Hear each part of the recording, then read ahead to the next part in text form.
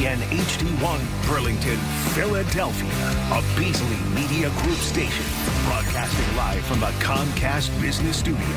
Powering possibilities. 97.5 The Fanatic and 97.5thefanatic.com. Now, Andrew Salchunas, 97.5 The Fanatic and 97.5thefanatic.com. And a good Tuesday morning, Philadelphia. I'm Andrew Salchunas, the midday show here on 97.5 The Fanatic. And oh my God, the emotions swirling all over the place, man. So, 20 minutes before the show started, I got one of the more depressing texts. One of the more depressing texts about this Sixers team. And then 10, 15 minutes later, we get the good news that the procedure for Joel Embiid was done this morning. Now, we're still waiting to see exactly how long this lasts and how long he's going to be out.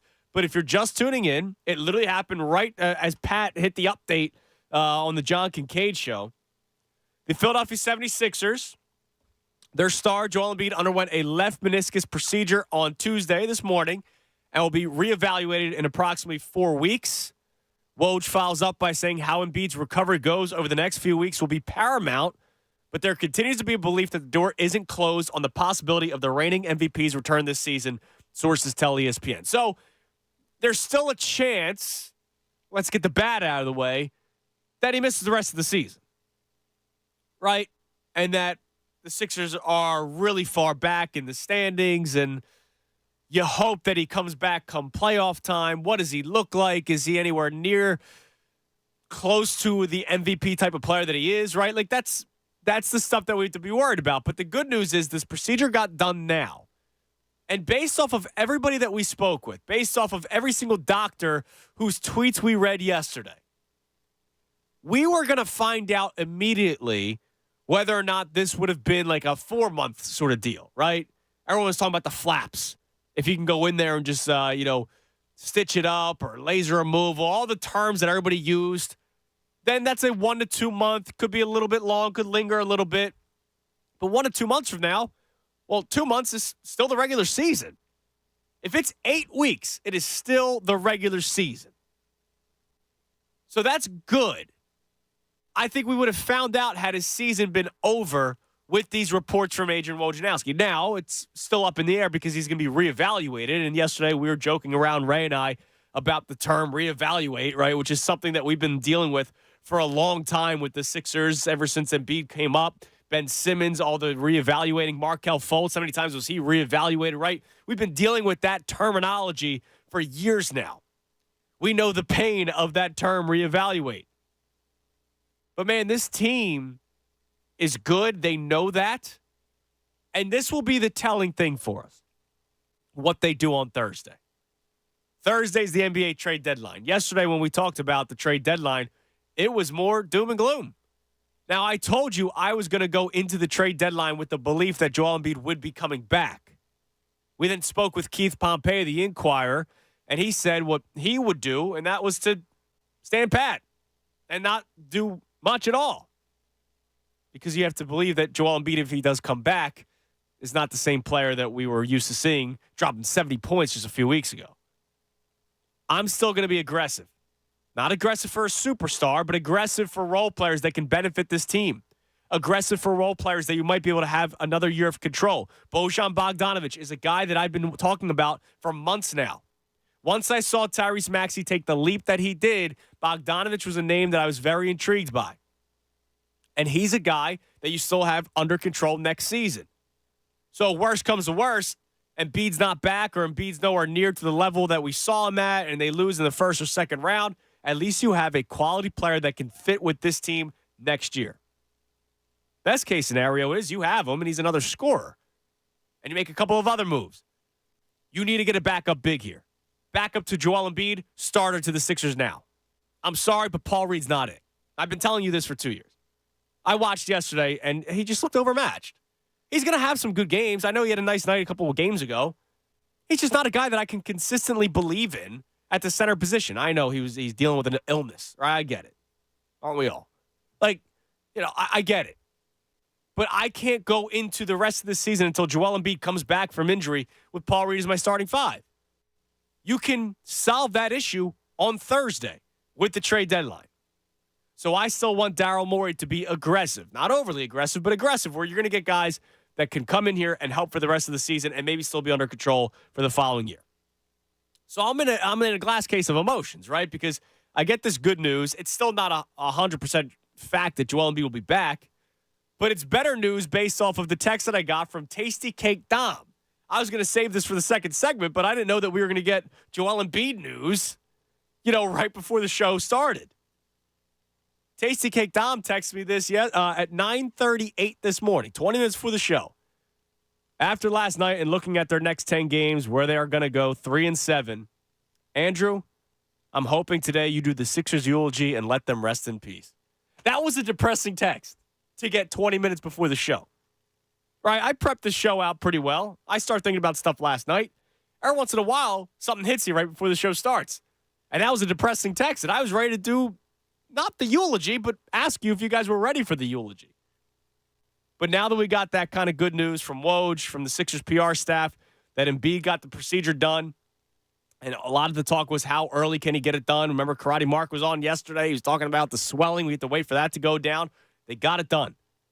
And now we wait. So your reaction to Joel Embiid, he's got the procedure. What you want the Sixers to do on Thursday. Obviously, we'll be talking trade deadline all week long, even on Thursday as well. The number to climb in, 610-632-0975. But here's the main topic that I was going to get into. And I'm excited for this because Johnny the K is sitting out there in the waiting area. He's going to pop on next segment. Bob Cooney's going to pop on next segment. I got to see where Pat's at. I'm going to get Ray's thoughts on this. When the members of the best show ever come in, I'll get their thoughts on it. The best thing about the middays is I get to see both, right? I get to see morning. I get to see afternoon. I get to pick their brain on things, see where they're going with things, get their opinion on things. Sometimes it makes your brain work a little bit differently. I think information from every avenue of life is a good thing. So I had an idea today that I wanted to talk about. And it did stem from the Joel Embiid doom and gloom, if I'm being completely honest with you. But because everything has been doom and gloom, and I credit one man for pointing that out to me, Tom from Alabama. One of our great callers, characters of the show, he emailed me the other day and said, all I hear from you is bitching and moaning, bitching and moaning, bitching and moaning. To what I responded with was, what's good in Philadelphia sports right now? And then Ray and I actually did an exercise yesterday that we could find more bad since October in Philadelphia sports than good. And not even close. These things suck right now. But the best thing about it all is that we're still Philadelphia sports fans. I know there's a lot of pain watching these teams, but there is an energy to being a Philadelphia sports fan. There is history to being a Philadelphia sports fan. So what I want to get into with you today at 610-632-0975, a little bit more of a lighthearted conversation, because I need the break from doom and gloom too. Don't get me wrong. When Tom from Alabama emails, all I hear out of you is bitching and moaning, and maybe I need a break from it. Maybe it's good for my mental health, right? What is it that you love most about being a Philadelphia sports fan, or what is it that you love most about Philadelphia sports fans? Now, the reason why I have this question is because we are here every day through thick and through thin. I know a lot of people are very opinionated. I don't agree with a lot of things people say, like how Joel Embiid should be traded. Okay, I don't agree with that. Doesn't mean we're not still going to go to battle with each other when it comes to defending our city, defending our sports teams. And I'm going to give you my answer right away. And this is something that I don't think existed a decade ago. And John and Bob, who will pop on, can talk more to that. Hope. This is what I mean by that. I think a lot of it comes from the Super Bowl, obviously, the Eagles winning 6 years ago now. Every year, people are hopeful. Now, part of that is our teams are actually pretty good right now. I've had that conversation on these airways before that we have good teams here. Have they amounted to championships? No, unfortunately not. But there's talent. You have MVPs on your baseball team, basketball team, runner-up on the NFL, on the Eagles. You have a young core on the ice that's trending in the right direction. Things seem good right now. Things seem to be looking up right now. minus collapses in playoff series and, 6 weeks of football. But the talent's still there. One of the things I love most about Philadelphia sports fans is hope. Now, that doesn't mean I always agree with it. There's a reason why I brought up Paul Reed in the first segment. I could do without him. But I know that there were people out there that said, trade Joel Embiid, rebuild with Tyrese Maxey, Jaden Springer, who had a nice little game yesterday for the first 3 quarters against Luka, and Paul Reed. Now, I think that's incorrect to believe that you could build around him, but there's hope. There was hope throughout the entire process with the Sixers. There was hope after Bryce Harper was signed. There was hope of a new norm. There's hope with the new organization of the Philadelphia Flyers, led by Keith Jones and Danny Briere. One of my favorite things about Philadelphia sports fans right now is that it is hope that keeps us going and not just constant bitching and moaning. I'm not going to apologize for how I've been since October. Things have sucked. They've not been good. And we all realize that. You'd be lying to yourself if you thought things were going well since October. But you're always ready for what's next. Sometimes we make fun of that constant cycle of next season, next season, next season. It's the start of Philly season. It's the start of Eagles season. It's the start of Sixers season. It's the start of Flyers season. I understand. We make jokes about it. But we also do that because we have hope with our teams that this will be the year. I'm going to get Ray's thoughts on this.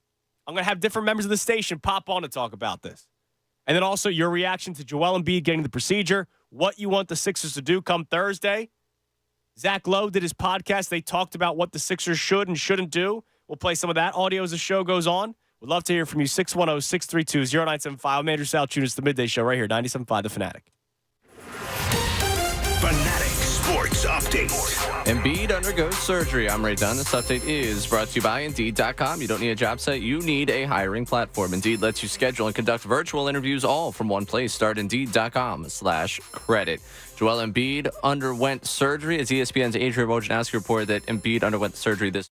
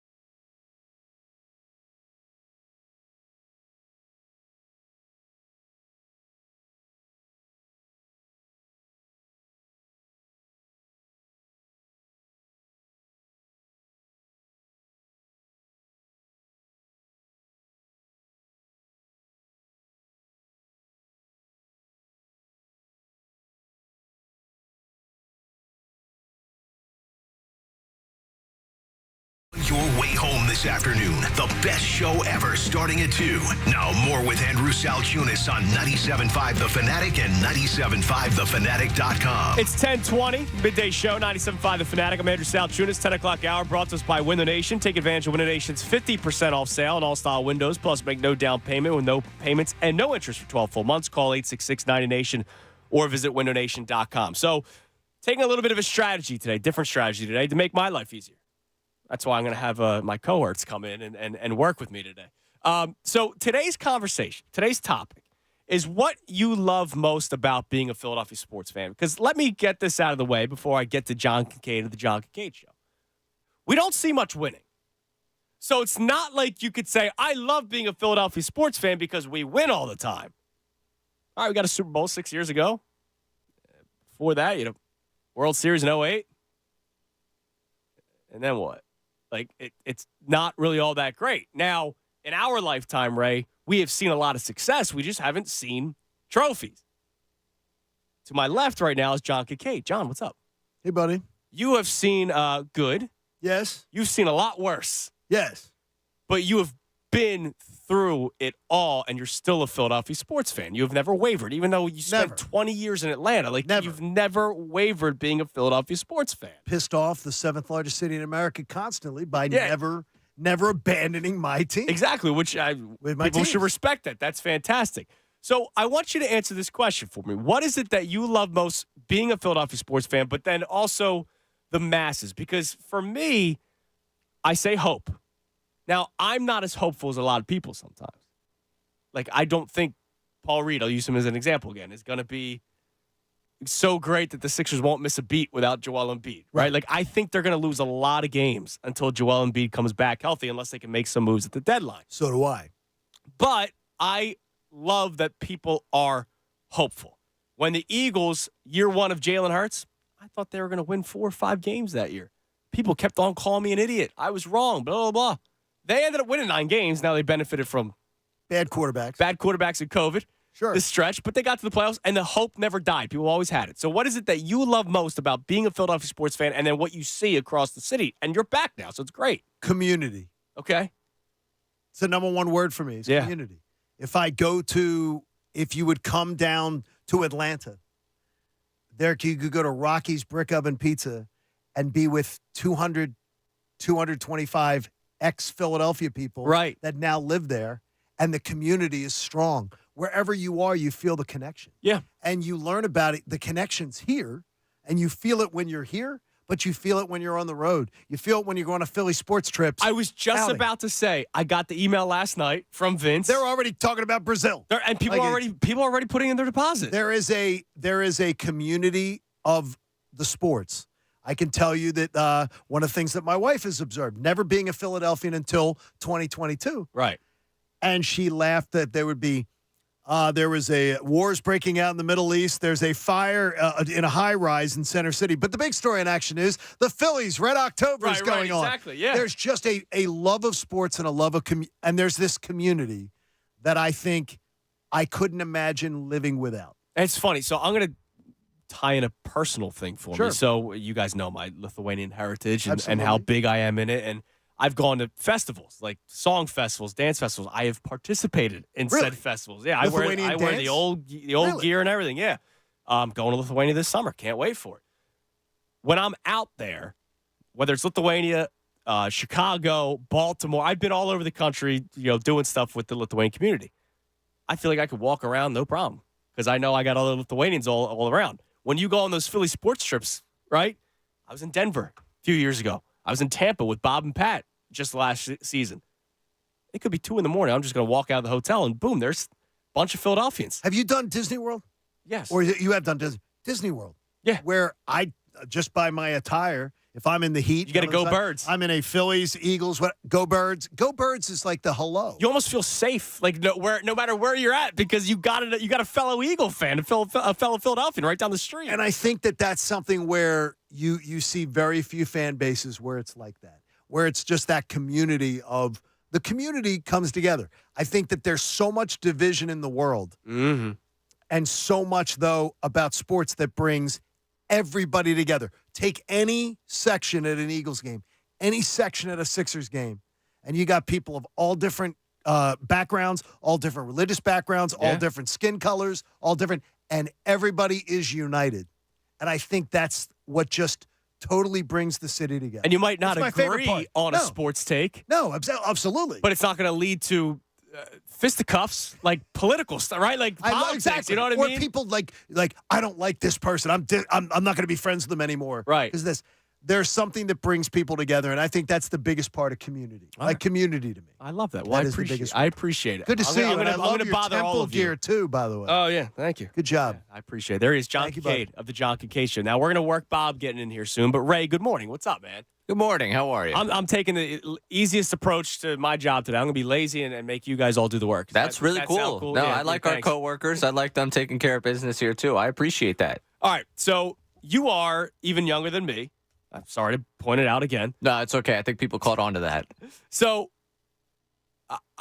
hope and community so far, the two. Your thoughts on both? I love what John's saying, and he's right because it doesn't matter where you're at, man. You're doing your world travels, covering the Temple women's basketball team, and you were in Charlotte recently, and I got confused with Charleston, right? So we started talking about Charleston a little bit, and I was in Charleston for a wedding 5-6 years ago. I'm wearing an Eagles hat and at the airport. Go Birds. You know, like that's awesome. Charlotte, Saturday night. I may have been walking my way out of a nice establishment in the south end of the city. Of course. And someone comes walking by, Eagles hat, Eagles gear, gave him the Go Birds, and his friend's like, are you kidding me? Every time he wears this out, he gets Eagles fans everywhere telling him Go Birds, talking about, being Eagles fans. He's like, why? What's your guys' deal? I was like, I don't know. We're just out just here. the way we do it. And we're passionate about it, which that will probably be another word that we'll hear as the day goes on. So I'm going to get your answer soon, Ray. But now Bob Cooney is in here. Bob, thanks for making my day easier today. Andrew, thank you for having me make your day easier. Are you still on the clock, or like what? How's that work? You said you're going to buy me beers for sitting in here with you now. So I'm a little low on cash right now. Can you give me $20 buy them for me or somebody? He's the moneymaker. Yeah. All right. So today we're talking about what we love about being a Philadelphia sports fan because it's not winning, right? That's basically how this topic started. When Embiid gets hurt yesterday, or when it comes out over the weekend that he's going to miss an extended period of time, and I take this report as good news today. I would like to get your thought on that first. Yes, professionally, it's good news. They didn't rule him out for the season. They didn't say that they saw more than they anticipated. Yes. I know the scary term. This is exactly what I didn't want because I just wanted answers because this is what we got. I didn't want a statement to come out that the Sixers could have written last night. Okay. And we got a statement out. They're reevaluated after 4 weeks. 4 weeks, we're going to reevaluate them. So, yeah. So 4 weeks, you go into it. They talk about rehab from now to 4 weeks, and then they'll reevaluate. I guess it depends on how much rehab he can do with the injury, and we'll see. But we're not going to know another thing for 4 weeks. So clearly, it's not winning, right? That's not what our favorite thing about being a Philadelphia sports fan is. Because, look, I'm blessed to have seen 2 titles in my lifetime. But a hockey team, it's been 50 years. The basketball team, it's now been over 40. The Phillies, in my lifetime, seeing that World Series, I also saw a 10-year playoff drought, right, where they didn't make the playoffs, Bob. So it's not necessarily winning and success. But what is your favorite thing? And you have a different perspective on it. I know you grew up in the area, but you then went into the journalistic route, and so things change a little bit. But what's your favorite thing about being a Philadelphia sports fan and then what you've seen over your years covering these teams? I would go fan-wise. I would go with the connection. And you mentioned the Flyers haven't won a Stanley Cup in 50 years. You can't swing a dead cat without hitting one of those players from that team that doesn't live in the area. Right, yeah, exactly. Like we had Joe Watson on the other day. Bobby Clark runs a gym that used to be right near my house where I grew up. They stayed all over the place. Why? Because of their connection to Philadelphia. Yeah. Okay, we look at a Jason Kelsey. He's going to be a recent thing. But, my God, he's become Mr. Philadelphia. We see former Eagles, Ron Jaworski, Harold Carmichael. They stay in the area because of the connection to fans. Yeah. Allen Iverson wants to be a part of this Sixers organization so badly. Yeah. And, we see Julius serving around all the time. And it's just that's the way it is. I think the connection to the players and the fans and this city is something that I find remarkable that players don't normally leave. And when they do, they really don't want to. No, they don't. And they're upset sometimes, right? Or they keep a second house because let's face it, a lot of They can afford it. Athletes get paid a lot of good money. Ben Simmons, I think, still has his apartment in Philly. I'm pretty sure. Like, I remember it. Exactly. Yeah. A guy that I don't think is really loved here in this city. No. But he still has an apartment here because he loves the area. Now, I don't know if he necessarily loves the community, which No, probably not. But he won't get that love back either, so don't worry about that. But there's a lot of people that don't even want, like, don't keep their second house. yeah, it is odd. It is really odd. And Pat Burrell literally just sold his house. I think it was last summer. Pat Burrell, the guy that's, when did he stop playing with the Phillies? 2010? Yeah. Yeah, and like there's a guy that used to coach Flyers, John Stevens, who I became friendly with because we belonged to the same swim club together. And as we were there and he was coaching the Flyers, he was building a house down the shore. And I said, what if, something happens or whatever? He goes, yeah, this is home. Yeah. This is home. Here's a guy that left home in Canada at 15 years old, lived on a farm, so he could play his, junior hockey and all, which is what a lot of those kids do in Canada. And yet comes to this area as an adult and boom, it's home right away. So as a fan, as a follower that way, it's connection. And then as a journalist doing what I did, I would say the personalities of coaches, the personalities of players. We've had a pretty good abundance here. Yeah, we have. And I thoroughly enjoy that. And whether it's a personality of somebody you didn't get along with or you did, there's a personality, there's a story to be written. John Tortorella, for example, Andrew, he fascinates me. Oh, yeah. Now, I've only gotten to interview him like 2 or 3 times. I just want to sit and talk to that guy. Sit down, have a beer with him and talk, yeah. Badly, because I just think he's so interesting. He's such a personality, and he's going through a process, let's lowercase it all, of something that I saw up close and personal that was way bigger than what he's going through now. Right, exactly. So, yeah, those would be my things. Yeah, the person, if I think about it, when was there actually a time where there wasn't much of a story? I guess, like, Pete McCannon with the Philly. Like, that might have been it. Yeah. Like everybody Ryan else. Sandberg was told to me by Beats and others he was just not. Yeah, he was a mannequin. He wasn't one of us. Yeah. But even, like, Gabe wasn't one of us, but, like, it was fun to talk about him. It was a personality, right? Right, exactly. It was a personality. Now, if you're lucky enough, you get the personality and success. And someone that connects with the city. Right. A Jay Wright. So many other coaches that have come through here and players. Yeah, I really do. I think it's the connectivity between fans, city, and players and coaches that just is unrivaled in other cities. Can you still have that today? Can you still have connectivity? I know you have, like, we talk about Jason Kelce. Mm-hmm. Jason Kelce's an outlier. Like, walking around the Jersey Shore like it's nothing. Talk about social media, obviously. Bryce Harper, I think, is there. Loves walking around social media, true. hanging out with people. Basketball's, you have the superstar. Right. Although Bryce Harper is that. But, hey, Joel Embiid drives down center city. He used to. Drive down center city, get out, and then start playing the game. Yeah, it's kind of hard to miss him. Yeah. I think you still can. I mean, I go out in South Jersey. You're in South Jersey. A lot of athletes live over there. It's not uncommon to run into an athlete in a bar, in a restaurant, or something like that. So, I just think, and I've been to all the cities, so I'm not just speaking of this saying, oh, Philly's the best. I've been to every sports city in the country.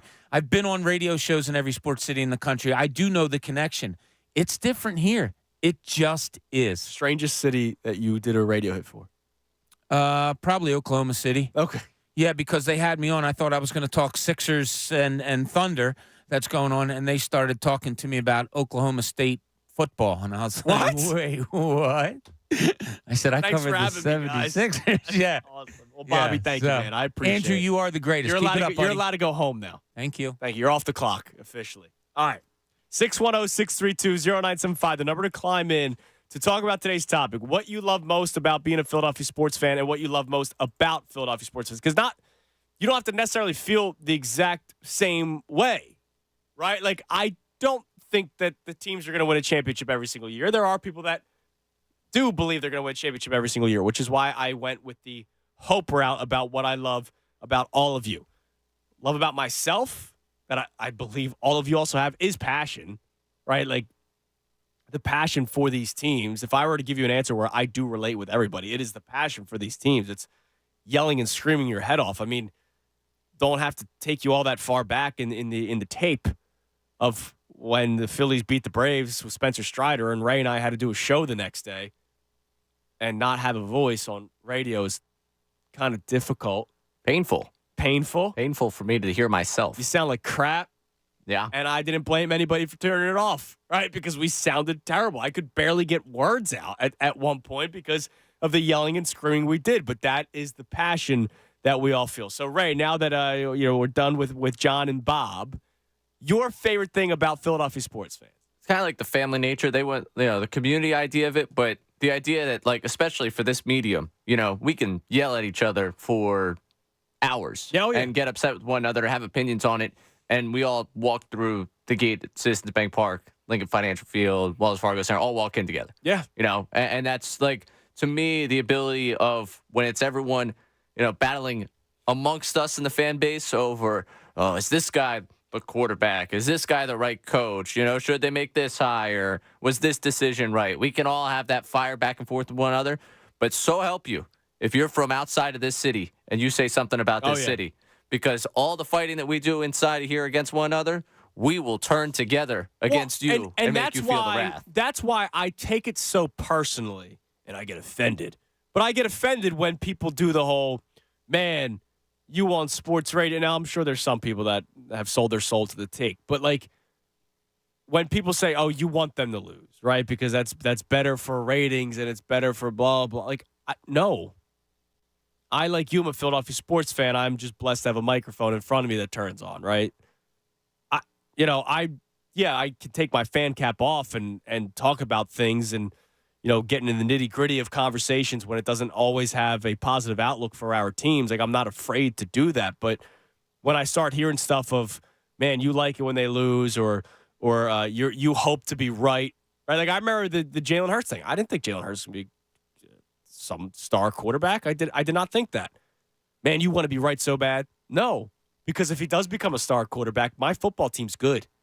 And look what happened. They got to a Super Bowl in the second year as a starter. I hope Nick Sirianni is here for another decade. Right. Now that they've decided he's going to be their coach, you know what? I hope that he has all the success in the world and that that we can go back and he's talked about pulling the tape. I hope we pull the tape on the two of us talking about Sirianni needing to be out of here. Yeah, I want old takes exposed. Yes. You know what I mean? Like, I want that stuff to happen because I want to be wrong when it comes to conversations about the teams not going in the right direction. All right, let's go to the phone. Let's go to Bill in Utah. And look, Bill's out in Utah, and let's talk about it. What's up, Bill?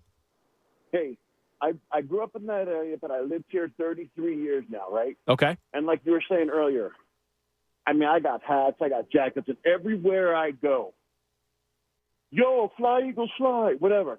It's like a family. It drives my wife crazy because she's from here. She grew up on a farm. But what I love about Philly is that our dedication to our teams, regardless of our record, as long as you give 100%. And you know what's cool about this, Bill? Here's the other thing. Yeah. And I'm sorry to interrupt you, man. You're fine. But to me, like when you're born, first thing you get to do is learn your language, figure out who family member faces are, and your religion. And being a Philly fan is like a religion. Oh, yeah. You don't leave it. You study it your whole life. And the other thing, we know what we're getting into, but every now and again they'll pull out like a Flyers 2010 run or an Eagles Super Bowl run. We've had more heartbreak, but at least we know every year we've kind of got an idea of what we're going to feel at the end of the year. Yeah, and I think that's a beauty of our sports fans. Like I think people, and I appreciate the call, Bill. People take the whole like front runner thing the wrong way. Like, no, we're just smart, right? J-Roll said it. Okay. Is it really a front runner if you're spending hundreds of dollars to go to playoff games? You know what it's like at Citizens Bank Park, right? It's loud there. And it is pitch by pitch. 4 hours of hell, somebody within the Braves organization said 2 years ago when there was no pitch clock. Like, that's legit. So when things are good, don't worry. We're here for you. Now, one of the things I love that Bill brought up, he lives out in Utah, and every time he wears his Eagles hat or whatever, he gets to go Birds or go Philly. What's cool about Philadelphia sports is we aren't a front-runner city for people outside of Philadelphia. Now, every once in a while, you get the guy that is, from England, right? Dublin, right? Or, we've had a caller from Argentina a few times, right? A little bit different. They love, it reminds me of my soccer club, the way you guys are so passionate about your team. And that's kind of how that starts. But for the most part, it's people that left Philadelphia remain Philadelphia sports fans. It's not like the fake Cowboys fan in Jersey that wears a Cowboys hat, right? And if you're wearing a Cowboys hat, like, I wonder if somebody who's a Cowboys fan in Baltimore walks down the block, does a fellow Cowboys fan say, "We them boys"? I don't think so, because it's so common, right? If you're walking down the street in Utah, I am expecting to run into an Eagles fan because we're everywhere, but I'm not like, if somebody said "Go Birds," I am responding "Go Birds." It's not like the Lakers hats are all over the place. You get what I'm saying? I get what you're saying. I went with my family to Wyoming a couple of years ago. Okay. And we ended up I think it's at Jackson Hole. There's an Eagles bar. I say, yeah, We exactly. ended up at an Eagles bar where, And that person was probably from the area. Philadelphia, They moved out the to whole Wyoming thing. for whatever reason, for work or whatever. and it's like, this place, on Sundays, It's packed. Eagles people. It's just all Eagles fans. It's like, what? How? Like here?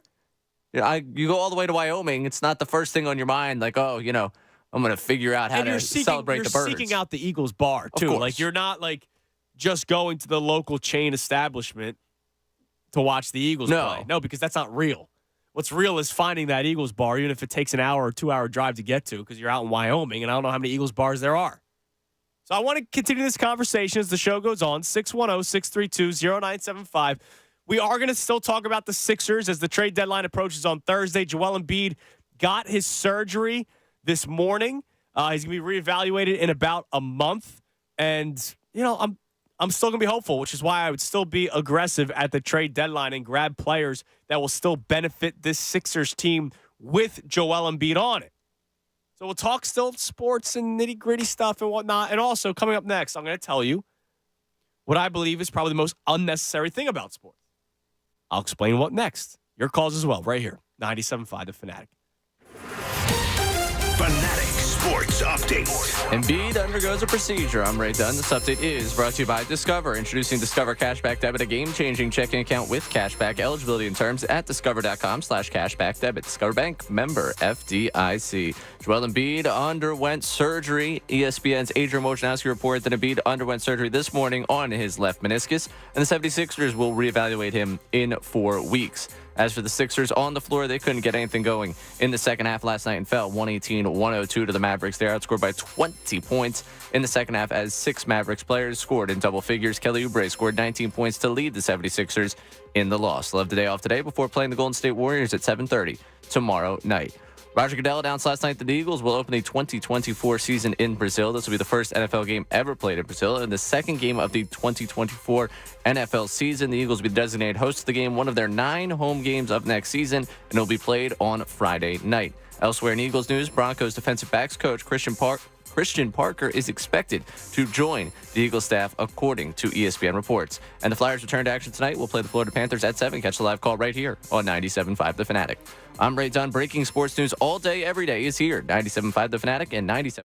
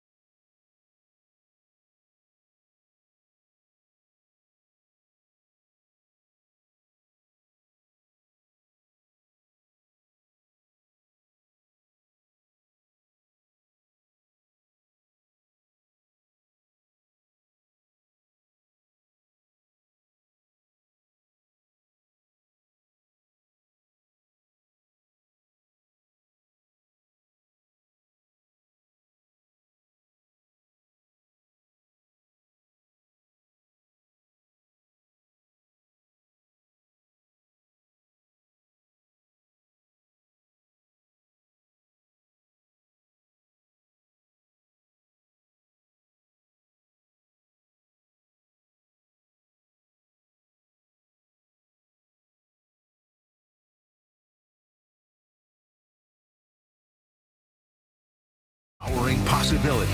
97.5 The Fanatic and 97.5thefanatic.com. Andrew Salchunas, 97.5 The Fanatic and 97.5thefanatic.com. It's 10:51 on the Midday Show, 97.5 The Fanatic. I'm Andrew Salchunas. Zach Lowe on his podcast talked about the Joel Embiid injury. I was listening to it a little bit this morning. He was, talking about how much it sucks. And I'm pretty sure Lowe's been one of those guys where we've been like, oh, he hates Embiid and the Sixers, right? I think he was like, he wouldn't vote for him for things and whatnot. Well, either way, he's very bummed out about the injury for Embiid, but he started talking about what the Sixers should do with the trade deadline come Thursday. So we'll play some of those clips later on in the show, probably in the 11 o'clock hour. We'd love to get more thoughts from you on the Sixers deadline Thursday at 610-632-0975 and what it is that you love about being a Philadelphia sports fan or like the collective Philadelphia sports fan, what you love about them. Now, Anthony checks in. Anthony Milanese on Twitter. He DMs me. He says, this brings up a good memory. He was doing hurricane relief in Florida, which I respect the hell out of you for doing that, right? And he was doing it the week leading up to the 63-yard Jake Elliott field goal. This is where it's irony. He was at a bar called Hurricane Bar in Delray Beach. He's down there for hurricane relief, and he's at a bar called Hurricane Bar. He said it's a little place hidden behind an alley. He said he walked in, and it was South Philly. Like, he thought he was in South Philadelphia, and there's Eagles fans, and he watched the field goal. Like, that, to me, is awesome when you find the Eagles bar. Now, I know that there are non-Eagles bars here in the city. There's a Chiefs bar. There's a 49ers bar, right? Somebody tweeted at me a couple weeks ago. It was like, you could come and celebrate with us. No, screw you. I hate all of you. But Tempting me to go down there. But I understand that there are Chiefs and Niners bars and other teams' bars in the Philadelphia area, right? Like, we shouldn't be naive to that. But it is really cool when you can go to like Wyoming, where you were at, and there's Eagles fans congregating at the bar. Like, that's awesome. And it's real Eagles fans. That's one of my that's another big word, right? It's not the cool thing to be an Eagles fan if you're born and raised in Wyoming. Right? No, you're born and raised here. You eventually go to Wyoming for whatever reason. Lakers hats are everywhere. Yankees hats are everywhere for the wrong reason, right? Whether it's a fashion statement or it's, you were raised incorrectly and you became a fan of a team that you're not even close to living nearby, like not even born and raised, right? If you are wearing Eagles gear, it's because you're an Eagles fan. Plain and simple, right? I think this might sound disgusting, but I think we've all probably owned a Yankees something at one point in our lives, no matter how diehard of Philadelphia sports fans we are. Like, I think everybody's kind of owned something of those teams. But once you grow up, you stop wearing that kind of crap because it's not your squad. Whereas people all across the country are wearing it all the time. So I think that's pretty cool that he was at a bar in Florida and watched the 63-yard field goal. And that's like the Philly sports trips we talked about with John. Like, that's one of the coolest things about that is how many people go to these things. Like, that's really cool. Have you experienced the road game yet? Have you? No, I've not gone. Okay. Yeah, you gotta try it, dude. Yeah, I absolutely want to go to one. I know Saints are a road game next year. Well, that's just because you want to go to Bourbon Street. Well, no, I want to get the road game experience. Oh, okay. But yeah, I mean, just in case. But it also helps that Bourbon Street's there. Like, if we're putting in right now for the games that we want to travel for next year, I'll just put it out there right now. Hey, what's up, everybody? I would like to go see the Saints game. Of course you would. All right, well, we're going to go to the phones. I'm going to tell you about one of the most unnecessary things in sports in a second. But let's go to Jay in West Philly. My man, Jay, what's up? Jonas, what's going on, man? How you doing, brother? Oh, I'm good. Hey, I want to see what they going to do at this trade deadline, see if they going to pick up anything. But I really don't want to get rid of Tobias. I think they're going to bring him back next year because I think Nurse like him. I mean, they could. He's going to be free agent. You just better not pay him the max, or I probably will I'll never watch a Sixers game again in my life. No, he's not going to get no max deals. So I'm hoping he come back. I don't think they're going to trade him. I don't think they can especially with Embiid out. Like, you need Maxey and Harris. Now, I know Tobias is banged up, which is why he probably didn't play necessarily all that great yesterday in a game where you're going to need him to average. Like, I was saying this yesterday. With Embiid out, Tobias needs to average 22 to 24 a game. Like, with no questions about it. I know he's banged up right now, so he's kind of lingering through that. But they can't trade him at this point. He need to average that many shots. He averaged that many shots, he'll get the points. So I'm not worried about it because he can score the ball. It's just a rhythm thing if he can get, in the flow. Are you saying he's an assassin scorer, right? That's what he is. That's what he is. Get the hell out of here. Look, you can't take that away from him. He's a natural scorer if you put him in position. I mean, for him to get the opportunities he got and he averaging 18 points, yeah, I would say that too. Just bet he better not disappear. That's all. Hey, just give him the ball. I think he'll be all right. So I want to see what these and I'm hoping the Eagles can bring back Swift. I hope they can bring him back, but I don't know, man. Like, I want him back. They don't pay backs. Like, but you know what? The mummer got to go. the Jason got to go. Jason Kelce? Yeah, he got to go. Why? He got to go. Because, like, he just keep holding us up, stringing us along every year. What do you? He's still all right, but he could decide before the first game if he wants to play. The guy was an All-Pro just last season. Look, we gotta load up on the defense. We gotta get some defensive players in there. I mean, You still have to pay a center. Hey, look. So we wasted the draft pick with Cam Jurgens, right? He's your starting right guard until Kelce retires. He's not a guard. That's what hurts. So you're ready to move on from Jason Kelce? Yeah. Oh, my God. Yeah. All right, Jay. I appreciate the call. Oh, I told you this was coming. I remember we had a caller last season, early on, who said Jason Kelce will never be criticized or anything in the city. I said, well, what if they start losing a lot of games and he's to blame? This was before they lost a lot of games. Now, I don't think he caught that much heat for the false starts and stuff. I think it was more so the league hates us, and they're trying to get rid of the tush push. But we've now reached the point where people are ready to move on. Oh, yeah. Why? People definitely at that point. I'm not at that point. Why? He was an all-pro. He's an all-pro. Like, I'm not. I was ready to move on from Jason Peters. Right. When he would leave in the first quarter every week. Every week. Future first ballot Hall of Famer, Jason Peters, right? Bodyguard. He's ready to move on because he couldn't stay healthy. Jason Kelce's just one all-pro. I think people don't want to deal with the back and forth of this. What does it matter? Like what? Like, but this is again me projecting out what people I understand. think. I'm sitting here. Well, now answer my question. If you're projecting, what does it matter to people that are tired of the back and forth? They just want to know. This is an off-season full of questions. If you can have one of those questions answered by just, all right, we're moving on. This guy's gone. Okay, then that adds another question. Now, who's your right guard? Like, there's still a question. If Jason Kelce comes back, he's your starting center. Cam Jurgens is your starting right guard. If Jason Kelce retires, Cam Jurgens is your starting center. You now need to know who your right guard is. I don't know if it's Tyler Steen. He didn't even dress the final week of the regular season. Like, does that mean they don't think highly of Tyler Steen? Or are they going to draft a right guard? I've been telling you that with the 21st pick, it would make sense for them to draft Lane Johnson's replacement at right tackle down the line. He might start at right guard in the meantime. And then they end up falling in love with him at right guard, so then they have to draft another right tackle because that happens in football all the time. I don't know why people would be ready to just move on when he's still playing at a high level. All pro. Money-wise, I guess people look at it, say, whatever he's going to make, we could spend that elsewhere. Like, that's the things I start to justify. Like I get that, but if you do spend the money on him, you're spending it on an all-pro. I understand. Like, I'm not spending it on James Bradbury. Don't look at me like that. I understand. I'm on your side of this argument. Last time Jay called confused. Oh, he was Bryce Harper. He was done with Bryce Harper. That's right. Jay's been confusing the hell out of me with these calls, man. He's Tobias up.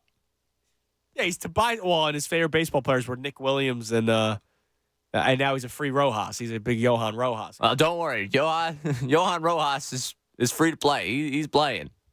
Let's go He'll to be Heavy, out there in center. Heavy in Huntington Valley. What up, Hev? Yo, bro, what's good? How you doing?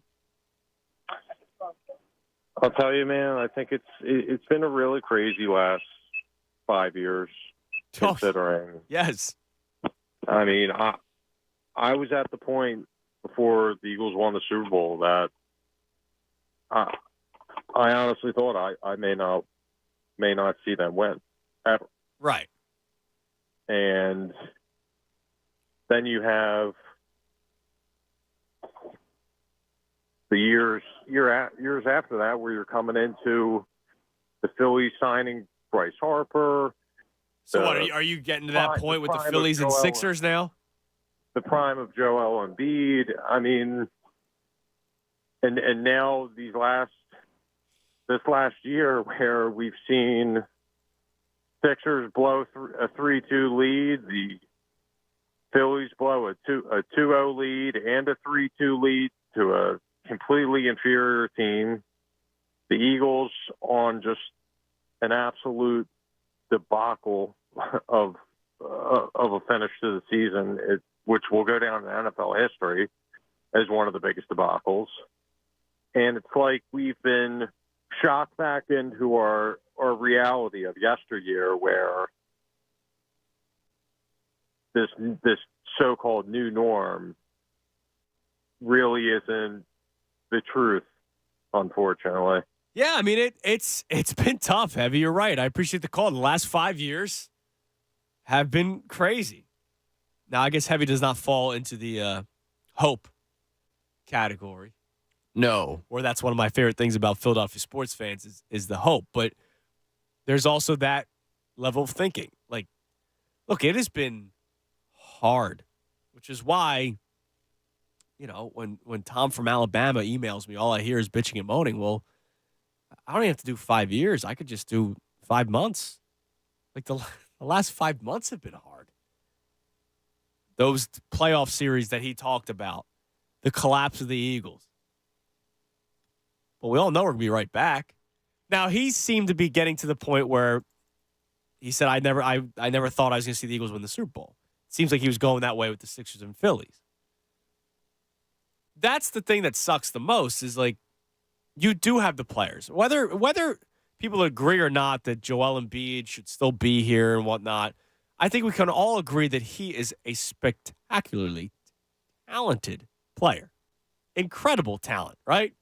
Our man, the Guru, yesterday was like, yeah, I think he's a championship player, just not here, which confused the hell out of me. Like, why can't he win a championship here? I think we all agree that he has the abilities to do it when he stays healthy.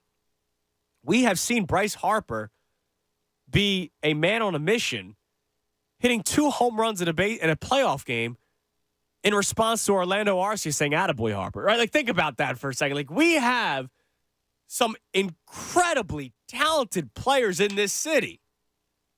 But I get what Heavy's saying because of what we have gone through the last couple months and the last couple years, that he's getting to that point again, like he did with the Eagles, that, maybe they're not going to win during their time here. I just can't get to that point ever. Because if I got to that point, then why am I watching? Like, why? Like, the best show ever, I think it was last week, got into a conversation about why do you watch sports?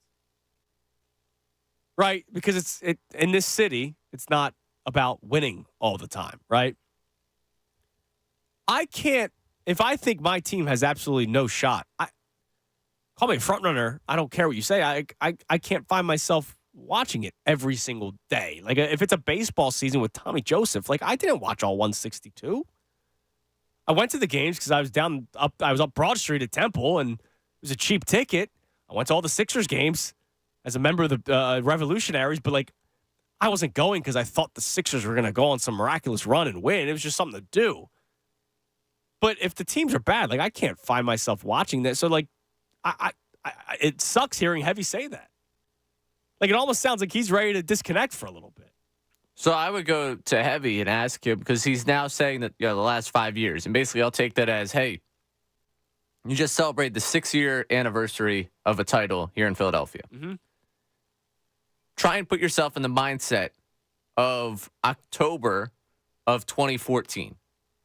The last time you celebrated a 6-year anniversary of a championship. Oh, it's a lot better now. Window. It's a lot better now. Think about that time, and think about whether Philadelphia sports is in a better place than the last time we just passed the threshold we did. And that's why I've done the topic of we are currently living in the good old days. We just don't realize it because there hasn't been multiple titles. But we're going to look back at this one day, 10 years from now, and go, unless the next decade, 2030 on, there are multiple championships. But we're going to look back at this and go, damn, it sucks that they didn't win any, but they sure were close. We talk about the 93 Phillies team all the time, still. Right? It's been a while since the 93 Phillies played. The 2022 Phillies, we're going to talk about that team with love for the rest of our lives. The only reason why we don't talk about it so glowingly right now is because the very next year you had a chance and you petered away.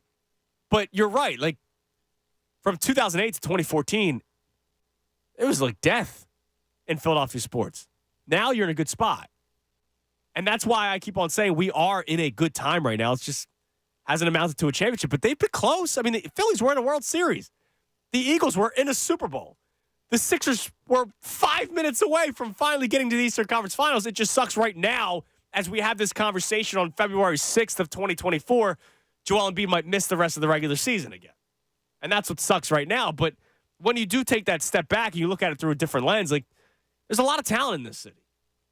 Yeah, and even looking and comparing it to, again, that other 6-year anniversary, you think, championship within the next 6 years. Phillies, they got themselves back to another World Series. The Flyers obviously went on that run in 2010. And in that time, the Eagles got themselves to an NFC championship game. And you look at like what you've been compared to here, since the Super Bowl, Phillies went to a World Series. They had themselves on the doorstep, as we know all too well. Yeah. The 76ers have put together a much more exciting product than this 6 years since the Super Bowl and the 6 years they put on in that, time frame. And I mean, I would say right now you sit here with 3 teams with championship windows open. Yeah. At least. And one might be opening in a couple of years. And for, the soccer folks out there where the union kick off on at the end of the month, like 6 straight years in the postseason for them too. So you can't necessarily sit there and knock. I know there's frustration with last season not reaching the heights of what it did before, but they're still competitive. You look at the windows you have right now in this town, and you're in a good spot where you can talk yourself into hope. You have just dealt with the pain of that hope. Right. Well, and that's again. why you have hope, because your teams are actually good. All right, so we'll continue that conversation. Now, I want to tell you the most unnecessary thing about sports. Radio Row, Super Bowl week. It's just totally unnecessary. I'm sorry. It's great that people get to go out there, and that's awesome. Like, when your teams are in it, that's one thing, because you're getting all that audio of your players getting ready for the big game. Like, obviously, we all remember the iconic interview from Alshon Jeffrey, but the other reason why it was also iconic was because he didn't want to do it, and he had to do it. Marshawn Lynch, I'm only doing this so I don't get fined, right? I don't get it. It's, all right, you have somebody on for 5 minutes, and 4 of it is they're talking about the product that they're there on behalf. Like, I got all these emails about, hey, would you like to have so-and-so on to talk about the product that they're selling? But they also love talking about football. And it's like, all right, well, what's the point? That's one of the things I've learned as these years have gone on working here. What's the point of Radio Row? So I'll be the naive one of the group here. Okay. I love it. Why? Well, just in case. I love it. At some point I'd love to be a part of it. I think it'd be really cool to be down there for your team. I would go if the Eagles were in the Super Bowl. It's just they're not. I just like the idea of a bunch of people just kind of wandering. Like I got something to sell. Let me see where I could sit down. It's kind of like musical chairs business here on this one. I understand the product for necessarily, like the radio product of it might not be fantastic just because, obviously people are selling stuff for you and it's not necessarily great for radio. No, it's terrible. But the idea that people wandering around looking for what city can I get myself on the air in and talk about this, it's fun theater for me to think about. I get it, but like to me, this is what I take away from it. Radio Row has become something for hosts to say, I'm at Radio Row. Yes. Listen to me. And you know what I mean? Like, hey, we're at Radio Row. Shows are completely the same. You're doing all the same stuff. You're just having a random guest on to talk about Charmin. Like, you know what I mean? Like, it's right. And I do want to be very clear. Next year's Super Bowl in New Orleans, I would love to be on Radio Row. We'll get you down there, Ray. One way or another, we'll get you down there. Just so you know. Just so we put that out there. So while Andrew means that Radio Row anywhere that's not New Orleans is lame, but New Orleans Radio Row next year. Great. It's just unbelievable. All right, the number to climb in, 610-632-0975. Today's topic, what is it that you love most about being a Philadelphia sports fan? Or what is it that you love most about Philadelphia sports fans? Because it's not necessarily about winning, because we haven't had that, but we are so passionate. We are in it day in and day out. You listen to Sports Talk Radio day in and day out, even when things aren't going well, right? So I would love to get that answer for you. The trade deadline, 2 days away. What you want the Sixers to do now that we know that Joel Embiid had a successful procedure earlier this morning. And also, we did get some, I guess you could say, big news about our football team yesterday.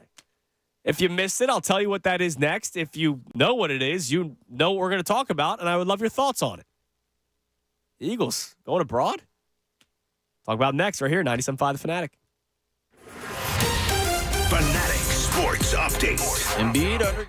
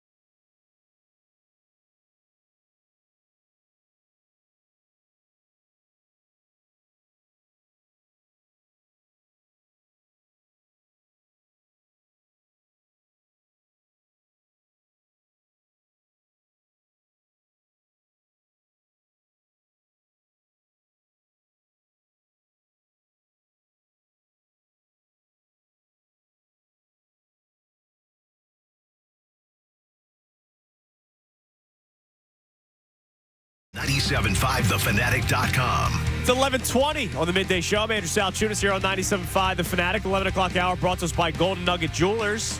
That's where Philly gets engaged. Coming up at 12 o'clock, your next chance to win a pair of tickets to the Stadium Series when the Flyers take on the Devils at MetLife 11 days from now. So it's February 17th at MetLife. Flyers Devils will be giving away a pair of tickets every day on the show at noon. And then you'll also have chances with the John Kincaid Show and the Best Show Ever. John Kincaid Show at 8 o'clock every morning and the Best Show Ever at 4 o'clock. So that comes your way at 12. Later on this segment, I have some clips for you. I've been talking about the Zach Lowe podcast, him and Tim McMahon of ESPN. Not Tim McManus, but Tim McMahon of ESPN. They do a great job covering the NBA. They did a deep dive with the Sixers with the news about Joel Embiid. This was before the news came out this morning.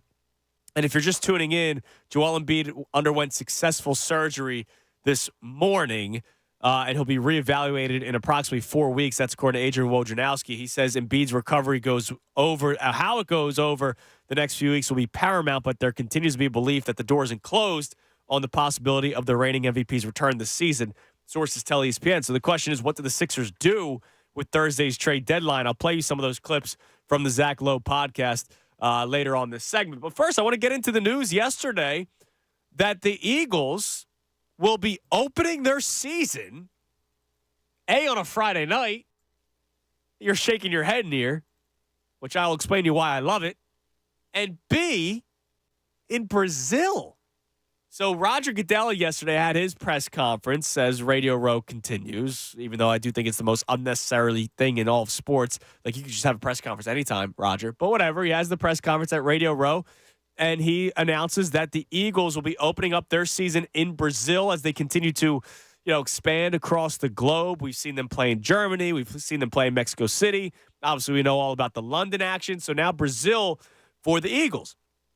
And do we know who they're playing?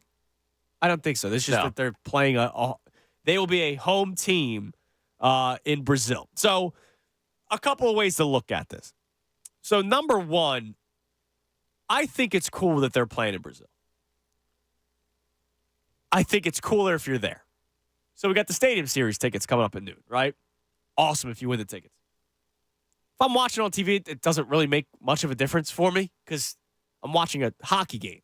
Every once in a while, they'll cut away to the fans at MetLife. Every once in a while, they would cut away to the fans at Citizens Bank Park. I remember they did it at Fenway Park once. Like, I get it. But you're watching the game, right? Like, the camera only shows so much. So them playing in Brazil, like, it doesn't do anything for me unless I'm going. But I do think it's cool. It's cool to continue to expand the world of football. It's cool to continue to expand the NFL. And this is a way for the Eagles to gain more fans out in Brazil. That's awesome, right? The more Eagles fans, the better. Now, I do feel bad for those of you who have season tickets because this is a home game. Now, the Eagles have the extra home game this year, so it's if you just go back 5 years ago, you didn't lose anything, right? They have the extra home game this year, 9 home games. That counts as one of them. So you're still going to have 8 home games at Lincoln Financial Field for everybody to do their festivities because I know that's a big part of being an Eagles fan is the tailgating scene, is getting together for an Eagles game down at the lots, right? So that's the thing that I think sucks the most for a lot of people is the fact that you lose a home game when you found out this year that you had the extra home game. But I do think ultimately it's cool that they're going to be out in Brazil. You had a problem with the Friday night. I hate it. Why? My football team should play on Sundays. They did this to me all year this year. I just want my football games on Sunday, okay? Is that so much to So you ask? have a problem with Monday night games? Oh, yes. Okay. I hated the Monday night games. I don't have a problem with it at all. I love that the game's on a Friday. I will tell you the thing that bums me out the most that it is on a Friday is that we're not on the air the next day. Yeah, that's it too. If I'm going personal reasons, because I don't do the tailgating scene as everybody else. I do the pregame show, right? So I'm working, right? For me, it kind of sucks that, not that it's an easy day, but when the Eagles play on Sunday, it's nice to come in Monday morning knowing that you're going to react to a win or a loss, right? Now it's going to be 2 days removed. You'll still want to hear our thoughts, right? Keep it locked here on the Fanatic. So you'll still hear our thoughts on Monday. You got to listen to Ray. I'm sure you'll be doing a show that Saturday. Oh, I'm sure. I'll call in. Oh, thank you. Sound Thank good? you. I appreciate I'll call that. and give you my 2 cents on the game. That's the thing personally that bums me out the most. But I love that it's a Friday night, and I told you why. I told you and Mike Vito in the back before the show. I have grown doing this to cherish when the Eagles play Thursday, when the Eagles play Monday, when the Eagles play Saturday, when the Eagles are on a bye. I've learned to cherish because we have to watch the games differently than everybody else, right? Like, we're working, and I understand. It's Cry Me a River. You gotta take notes during the Eagles game, right? I can't have the same fun though. Like, I'm not going out to bars and watching the games unless we're doing watch parties and stuff. Work.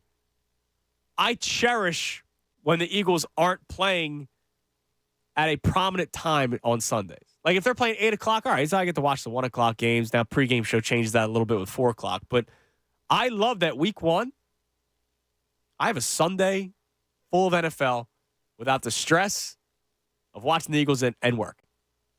See, I'll go the opposite on you there. I like when they play Sunday because they play with the rest of the NFL slate, and then I can just sit back and enjoy the primetime games and enjoy just standalone television. Yeah, you're a Sunday elsewhere. 1 o'clocker. Oh, I love it. So am I. I love it. Yeah, Especially I don't lie to that. I'm not a night owl. for this gig, especially knowing the way the schedule blocks out. Nothing better than that Sunday night shift following the postgame show. Oh yeah, Yeah, postgame show Just gets continues. off the air. It's stay right there on the phone lines. Phone lines are still open. We will continue to react We'll to rock the game. your calls. Yeah, don't you worry. We will get all your reaction in here before we get out of here. So for selfish reasons with this job, yeah, I love the Sunday at 1. But also I love the Sunday at 1 because I like the dual screen action. I like locked in on Birds game on one screen. I like having the smaller television, smaller setup. No. I don't do dual screen. Oh, When it's Eagles, it's only Eagles, dude. you got to have dual screen. No, you- dual screen with the Eagles. Dual screen. Absolutely. dual No, screen. dual screen with the Eagles. You are fully locked and low with the What do you have on the other screen? Red zone? Red zone. Well, you don't have the sound on. You don't have No. Scott Hansen. No, I don't have Scott Hansen. So what's the point of even having it on? Oh, look, that guy scored. Oh, look, the score of that game. Here you go. Here's your trusty cell phone. I'm the guy that doesn't use the phone. I still get the alerts. What are you doing?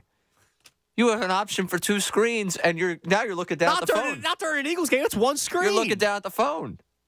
Commercials only. I don't know. Alerts are happening all the time. See, here's the problem. When you got your red zone, all of a sudden your eyes start wandering, and then you miss the big play in the Eagles. You don't miss the big play on the Eagles. You are I don't so know. overblowing this. It's amazing. I don't know. I see the reason why I like Sunday 1 o'clock is just because I like it being done at 4. It's not because of dual screens. I'm anti-dual screen during an Eagles game, Ray. I got, Do you want me to put this out to the people? Yeah, sure. You can't do dual screen. Yes, you can. This isn't even old man yelling at clouds. Welcome to 2024. You can't do dual screen during an Eagles game. It's one screen and that's it. It's the bigger screen that you have goes to the Birds. The smaller screen that you have goes to Red Zone.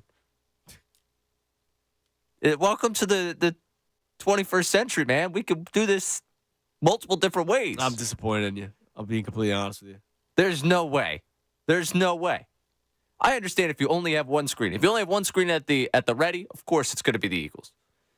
But if you have the second screen, I'll bring up the television from downstairs, plug it in, put it on a smaller table, put it off to the side, and then you got Red Zone. Now, I will say there was one instance this year where there was a little bit of frustration in the home because the Red Zone television loaded faster than the Eagles television. Oh, so you saw stuff on the red zone before the Eagles thing even happened. Correct. See, you don't worry about that if you have one screen. Yeah, but I was able to still see everything happening in the rest of the NFL. It's disappointing, man. I don't. I think you're way overthinking this. All right. I think you could take. Never mind. I think 2 things could be happening at once. Okay. All right.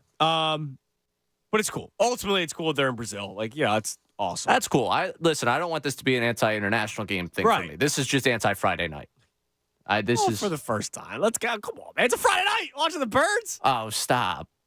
People work till 5 o'clock on a normal Friday. So also with that, well, game's probably at 8. no, Brazil 2 hours ahead of us. So that would mean a 10 o'clock start Brazil time. Okay. So you're looking at probably a 6:30 start. Because it'll be 8:30 So then you in have an Brazil. hour and a half to get home. Oh, yeah. What about the 6:40 baseball starts? I'm pro 6:40 baseball I know. start. I know you're pro that. It takes a while for people to get home. Come on, man. It's going to be difficult. Yeah, it takes a while to get to the ballpark because everybody's going to the ballpark. They're in Brazil. You're not going to be in traffic because of a game that's in Brazil. Home. You're going to be in traffic. No, give me that home. 6:30 start, baby. No, I love, man. You get out of the office at 5. I love the NFC and AFC championship games. You're done nice and early. That's different. That's a Oh, Sunday. love This it. is a Friday. Yeah, and then you get to live the rest of your life. 5 o'clock. You're Mr. Night Owl. You're Mr. Go Out on a Friday night around the city. You're big man on campus. I love going out in the city All on a right, Friday so your night. game's going to be done at 9:30, and now you go out in the city. That's beautiful. I'm happy for you. Whoa. That's not what this is about at all. People get done work at 5. And they by the get time home by they get home, 6:30. they might be home. Are they able to get to the plans they want to have? This is opening night. You don't for the always have to Birds. have plans to watch an Eagles game. You can just watch it on your couch. It's Some- okay. I'm looking out for the people with plans. All right. Don't make plans week 1. Make plans week 2. You got 18 of them. It's opening week. Okay. What do you mean? Don't make cares? plans for the opening game. What world are you living in? You tell me My Eagles own little fans world. don't make plans for opening night? No, they do. But at 6:30, you can make it work. You can make that work. Get the hell out of here. Go from work to your buddy's house. Oh yeah. If you're so tight with them, if you have cool friends, you can shower at their house. Do whatever. I mean, you're working. You're already dressed. It's not like you're coming from the gym. What if people want to go to the gym? Oh, go in the morning. Oh, now they got to go to the gym in the morning. It's a long day I now. don't think it's that big of a deal. I don't like Friday. It's gonna be man. like Friday at 6:30. I think this is wonderful, man. This is I'm wonderful. so glad you're enjoying it. All right, real What quick. about all those high school football games? This is going to be now overshadowing. Oh, I'm so sorry. That- Go Pioneers. All right, something happened earlier today that is hilarious to me because we do this, so we're allowed to poke fun at it. So, Boomer and Gio have a pretty big show in New York, as you know. Pretty big show. Yeah. Yeah, wear that. I love this because I'm pretty sure it happened here before with another morning show that we once had. So I told you I get these emails. Radio Row. Mhm. Oh, would you like to have like Rod Woodson, Hall of Famer, right? I got that. Would you like to have Rod? What is it? Does it make any sense to have Rod Woodson on? No. It does. Here, locally. Here, if you're out there, sure. So Boomer and Gio are doing their show, and they got the same email I got. Would you like to have Randy Moss on? That sounds interesting. I would love Randy. My buddy Randy Moss. Remember he came in that day? I had tried the chicken sandwich. Yeah, that was the day that I left for vacation. Yeah, that's right. Yeah. It was a delicious chicken Yeah. sandwich. It was the NBC Sports horse betting analyst, Randy Moss. Not Hall of Fame wide receiver, Randy Moss. Yeah. So if you can, have Josh in the back. I wonder if they brought him up on the air and then realized it wasn't him, or maybe the producer called and realized right away that this was not Randy Moss. I would love to hear what their reaction was when they found out it was not Randy Moss. Can you make sure we get that? Josh is working hard back there today. This is important. Like, you got to just read the email. That's all. Anyways, okay. You got two screen support coming in. Really, the one I saw was against me for 2 screens. Well, yeah, Tristan Homan's with me, which I appreciate. Yeah, so no one's tagging me in their support. They're just Pitchers and catchers checks in. that makes sense. A couple baseball guys. I'm yeah. a 2 screensman. Birds on the TV, Reds on the laptop. Come on. That's perfect. Even better. Jimmy Hurst, no dual screens. Ridiculous. I got Eagles prime screen, second game on second screen, and Red Zone on third screen while scrolling my fantasy football team. Come on, guys. That's awesome. It's That the is Eagles. a setup right there. I like that. And then Sean Spellman, Sean from Pine Hill. Friday nights are the biggest events for high school football, so now NFL screwing the kids.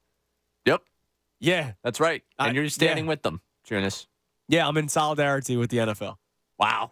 Just like how I'm in solidarity with them saying, oh, NBA? Yeah, let me put it on the table. We play Christmas now. Last week, you were going for your guy Bublé and all he's got going on, and today you're Oh, man, against he's high a school football. he's You a are shrewsman. right now just really, really striking out with the kids Shrewsman. here. Good for him, man. Yeah, the influence that you've got on these kids is a poor. little. All right. So speaking of Josh, who's in the back, Josh got these clips for us. So I appreciate Josh doing this. So Zach Lowe on his podcast on ESPN.com started talking about the Sixers with Joel Embiid, and of course also without Joel Embiid, because Joel Embiid's going to be out for an extended period of time. Let's get the scary stuff out of the way first. So this is clip number 2, Ray. Zach Lowe talking about, obviously, Joel Embiid, hopefully coming back at some point. But take a listen to what he's saying about the schedule ahead. There's going to probably be a period of time where he really can't really do anything. So he'll lose some conditioning, maybe lose some strength, whatever. And then he's going to ramp up. And whatever time he comes, I mean, it's almost all-star now. If he missed 6 weeks or 2 months, which feels positive, you're right at the playoffs by that point. And ramping up in the playoffs is no joke, especially now. I mean, look, I don't mean to be like Debbie Downer, but they're 5th. And I think their primary concern, other than Joel Embiid's health, both this season and long term, they've had tied for the easiest schedule in the whole league so far. So tied for the easiest schedule so far. It gets much more difficult. Now, when we went through this exercise the other day, I pointed out there are some winnable games ahead. But like last night, technically a winnable game. And you lose.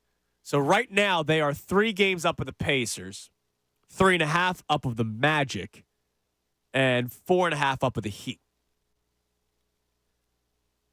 You know, you keep on losing games. Everybody's favorite Tyrese Halliburton is 3 games behind you. Now, they're only 28 and 23, so it's not like they're lighting the world on fire. But, you know, if you're going 4 and 6 stretches every single time, and that might actually be a good thing for this team, and the Pacers going to run, or the Magic going to run, or the Heat going to run, you're going to find yourself dropping lower and lower in the standings. Now, I will say this, because I've been saying this to a couple of callers.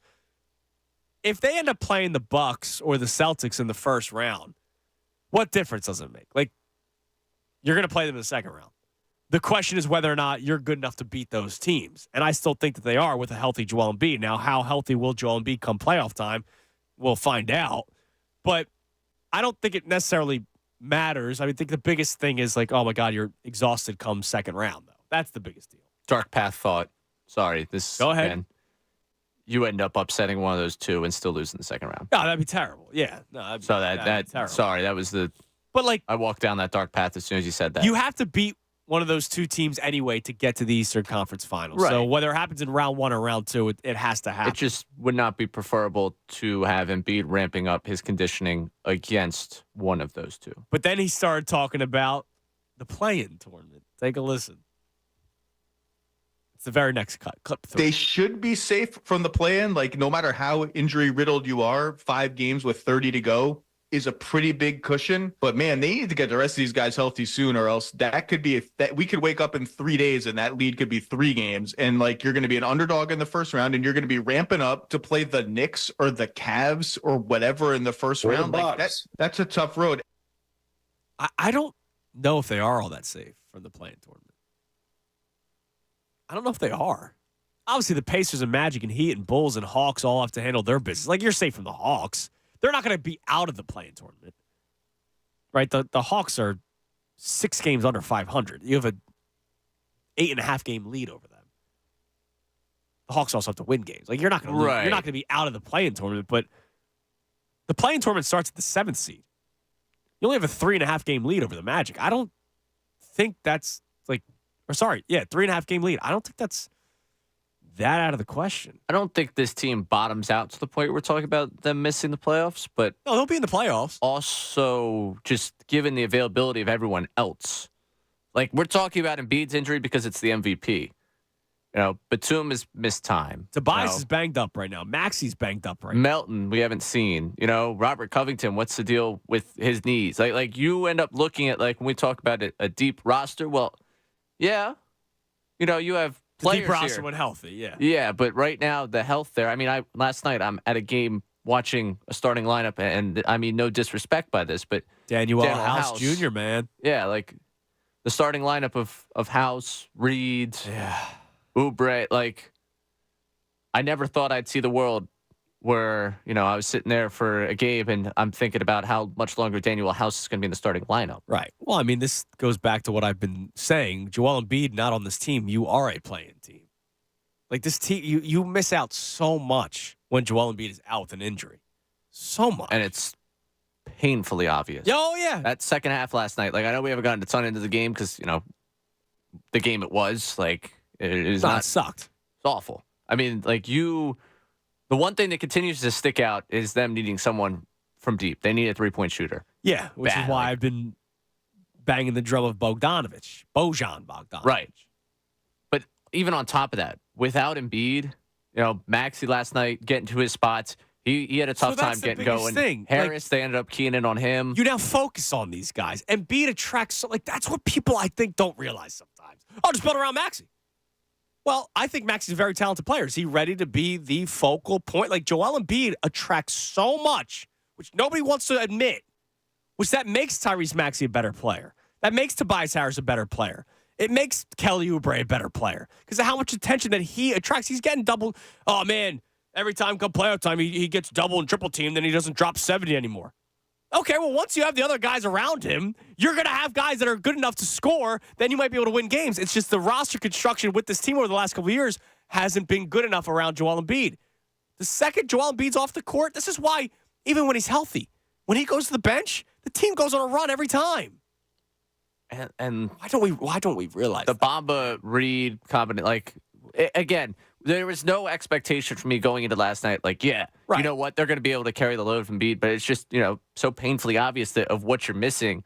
And defensively, I mean, there's no respect of attacking the paint because the Sixers are collapsing to, slowly try and replace the fact they don't have a rim protector. And now you're allowing wide open threes from outside. And on top of that, they don't respect the fact that you have a rim protector in there anymore. They're going to start to Just gonna attack, yeah. into the paint. And it was a tough second half watch. And I was there till the final buzzer. I saw the play start to clear out. I was Because there you're a sportsman. at the very end of that one, watching the, KJ Martin minutes and watching, it was an ugly, ugly second half. I know for some people it might have been one of those tune it out type of things. No, it was ugly. It was tough watch. Not enjoyable, and it's going to be tough. And that's why I think regardless, you do have to get some sort of center at the trade deadline on Thursday because I can't do the Paul Reed Mo Bamba experience the rest of the season. So Zach Lowe continued to talk about everything with the Sixers on his podcast. He explained what the Sixers are still doing, according to his sources, the players that they are in on. So we'll play you that. And then Tim McMahon, who's also on that podcast, said some pretty interesting things. One of them about Joel Embiid, which was sad to hear. But we'll play that for you as the show continues. 610-632-0975. I'll reset the entire show. It's been a busy one today. I want to thank John Kincaid and Bob Cooney, who both came on early on in the 10 o'clock hour to talk about today's topic. And that topic is about what we love about being a Philadelphia sports fan. So I'll dive back into that next segment, reset everything. Also, coming up at 12 o'clock, your next chance to win a pair of tickets to see the Flyers take on the Devils at MetLife Stadium. The NHL Stadium Series, it's February 17th. Your chance at noon right here, 97.5 The Fanatic. Fanatic Sports Update. Embiid undergoes surgery. I'm Ray Dunn. This update is brought to you by PJ Willand's Half Price Wings tonight. Don't miss out on Half Price Wing Night tonight and every Tuesday at PJ. Stop in from 4 to 10 p.m. and enjoy your favorite wings at half the price. Gotta love your local PJs. Joel Embiid underwent surgery today as ESPN's Adrian Wojnarowski reported that Embiid underwent surgery this morning on his left meniscus, and the 76ers will reevaluate him in 4 weeks. As for the Sixers on the floor last night, they could not get anything going in the second half and fell 118-102 to the Dallas Mavericks. They were outscored by 20 points in the second half, and 6 Mavericks players scored in double figures. Kelly Oubre scored 19 points to lead the 76ers in the loss. They'll have the day off today before playing the Golden State Warriors at 7:30 tomorrow night.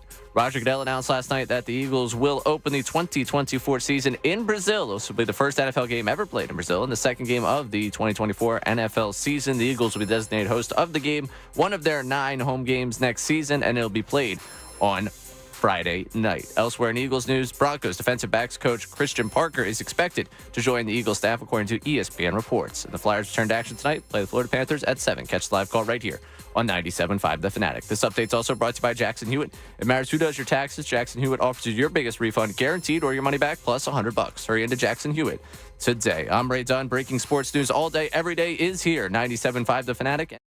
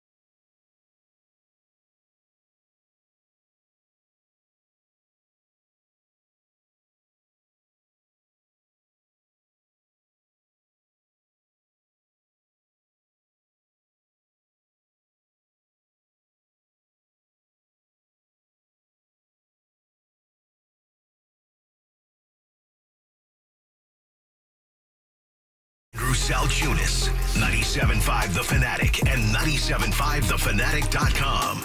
It's 11:50, 97.5 The Fanatic. I'm Andrew Salchunas on the Midday Show. Coming up in 10 minutes, your next chance to win a pair of tickets to see the Flyers take on the Devils at MetLife on February 17th. It's a part of the 2024 Navy Federal Credit Union NHL Stadium Series. We're giving them every day at noon this week, 4 o'clock with the best show ever, and 8 a.m. on the John Kincaid Show. So if you don't win coming up at noon, you'll have another chance at 4, and then tomorrow morning at 8, and then once again here at noon. Listen for the Flyer Sounder, the 9th caller to the contest line. I'm not even going to give out the number yet because it's not time. Don't call Josh a million times. You have 9 minutes coming up at noon. So you can visit 975thefanatic.com for complete details and another chance to win because we have some other ways for you to win as well. But an easy way to do it is to be caller number 9 on the contest line. So we'll do that coming up at 12 o'clock. So also this segment, we have Zach Lowe on his podcast talking about what the Sixers will be doing at the trade deadline or trying to do at the trade deadline. And this was before the surgery happened. I think they recorded the podcast yesterday. We now know that the procedure was taking place this morning and that the door is still open, that Joel Embiid will be back for the Sixers come the end of the regular season into the playoffs. So what I was saying yesterday, and I still stand by it, I want the Sixers to go into the deadline and making moves as if Joel Embiid is on the court. I want them to build the team the way it would work with Joel Embiid. If you try to change things, let's bring in this star player or let's try to build around Tyrese Maxey and whatnot, I don't think it's going to work, especially when he comes back. Build the team the way you would if Joel Embiid was on the court, and then you hope come April that he can play in a few regular season games before they start the playoffs. Would love your input on that at 610-632-0975. Also, the Randy Moss audio will play for you coming up in a little bit. And if you're just tuning in, the Randy Moss audio, there is a Randy Moss that works for NBC. And I think he's like a horse betting analyst. I don't know exactly what he does. But he's not Hall of Fame wide receiver Randy Moss. And Boomer and Gio, pretty big sports radio show in New York, booked Randy Moss, but not the right one. So we'll play you the live reaction to when they found out it was not Hall of Fame wide receiver Randy Moss later on this segment. So before we get back to the phones, I just want to reset what we've been talking about today, if you're just tuning in. Today, I wanted to take a different approach, right? Now, we got the news about Joel Embiid's procedure right before the show started, but that didn't really change anything. The only news that we got out of it was, A, that the procedure happened. That's great. B, he'll be reevaluated in 4 weeks. And C, based on the wording, it seems like he's going to play again this year. We spoke to enough people in the know yesterday, a couple of callers that had the procedure done themselves, a couple of callers that do the procedures. I want to thank the doctors that called in yesterday. I want to thank the doctors that put out information on social media yesterday. That the procedure, you could have known if it was a complete, repair or not. And because it wasn't a complete repair, it looks like he will be back at some point this season. It's just what level of Joel Embiid will we get is the question. But the topic that I was coming into today with was what you love about being a Philadelphia sports fan. And the reason why I asked it was because nobody can give winning as an answer. Nobody. You blink, it's been 6 years. We just celebrated the 6-year anniversary of the Super Bowl 2 days ago. I told you yesterday, I opened up my soul to you, that I was more sad watching those highlights than celebratory of the anniversary on Sunday. Because I know what happened at the end of the season this year with the Eagles. There was a collapse. But the second the Eagles are announced to be in Brazil, we're all talking birds on social media yesterday. Everybody's fired up. Everybody can't wait for next year. Can't wait to watch the Eagles play in Brazil. Like, that's awesome. That's how excited people are about their football team. Same goes with baseball, man. I will never forgive the Phillies for what happened against the Diamondbacks. Bet your ass I can't wait for opening day, counting down the days. So you can't give an answer of, all the winning that we see, all the success that we see, all the dynasties that we've had. No, you can't give that answer because They don't exist. But what is it that you love truly about Philadelphia sports fans? And you yourself as a fan. Now, me, myself, and I can relate to this with everybody, is passion, right? I talked about how Ray and I were both at the last Phillies Spencer Strider game in this past playoff run. And we were probably irresponsible, yelling and screaming our heads off, knowing what we do for a living, and that's talk. We came in here the next day unable to speak. That's a problem when you're working in radio, right? I'm dealing with a cold right now. So be it. Stuff happens. Like, I can't control it. You know, Cooper coughs in my face and sneezes in my face, and, you know, it happens. That's parenthood. I could have controlled myself and not yelled and screamed. But actually, I couldn't because of my passion with these teams. Hope was another answer I gave for a lot of you. You know, I don't always think that they're going to win. I don't always think that this guy's going to be the next, you know, Joel Embiid. But I love how hopeful people are every single season. And that's why you see this spike in everything. You know, opening day, week one, the first Sixers game, first Flyers game. It's a beautiful thing. I love the hope that people are pouring into their teams. And a lot of that is because the Eagles won the Super Bowl 6 years ago, which is something that a lot of you never thought you would see. And also the fact that things are good right now. I had John Kincaid and Bob Cooney both came in, and they both gave answers. And John gave community, because the community is not just here in Philadelphia. He lived in Atlanta for 20 years, and every Eagles game, he was at a bar near where he lived, and there were at least 200 Eagles fans every single Sunday, Monday, Saturday, now Friday, Thursday, because of that community. It's awesome being a Philadelphia sports fan. And my response to that was that it's not fake either. You see people walking around with Lakers hats all the time, Yankees hats on all the time, right? Cowboys hats on all the time. You think, let's go to New York City. You know, it's the biggest city, right? City that never sleeps. I guarantee you right now there's at least 1,500 people wearing a Lakers hat at this given moment, walking around Manhattan, right? Do you think they're going, yeah, man, gold and purple, go Lakers? They're not doing that. But if there's 2 people wearing an Eagles hat right now in New York City, which is probably more, and you see somebody wearing an Eagles hat and you're wearing an Eagles hat, go Birds. There's that sense of community. And I love that answer from John.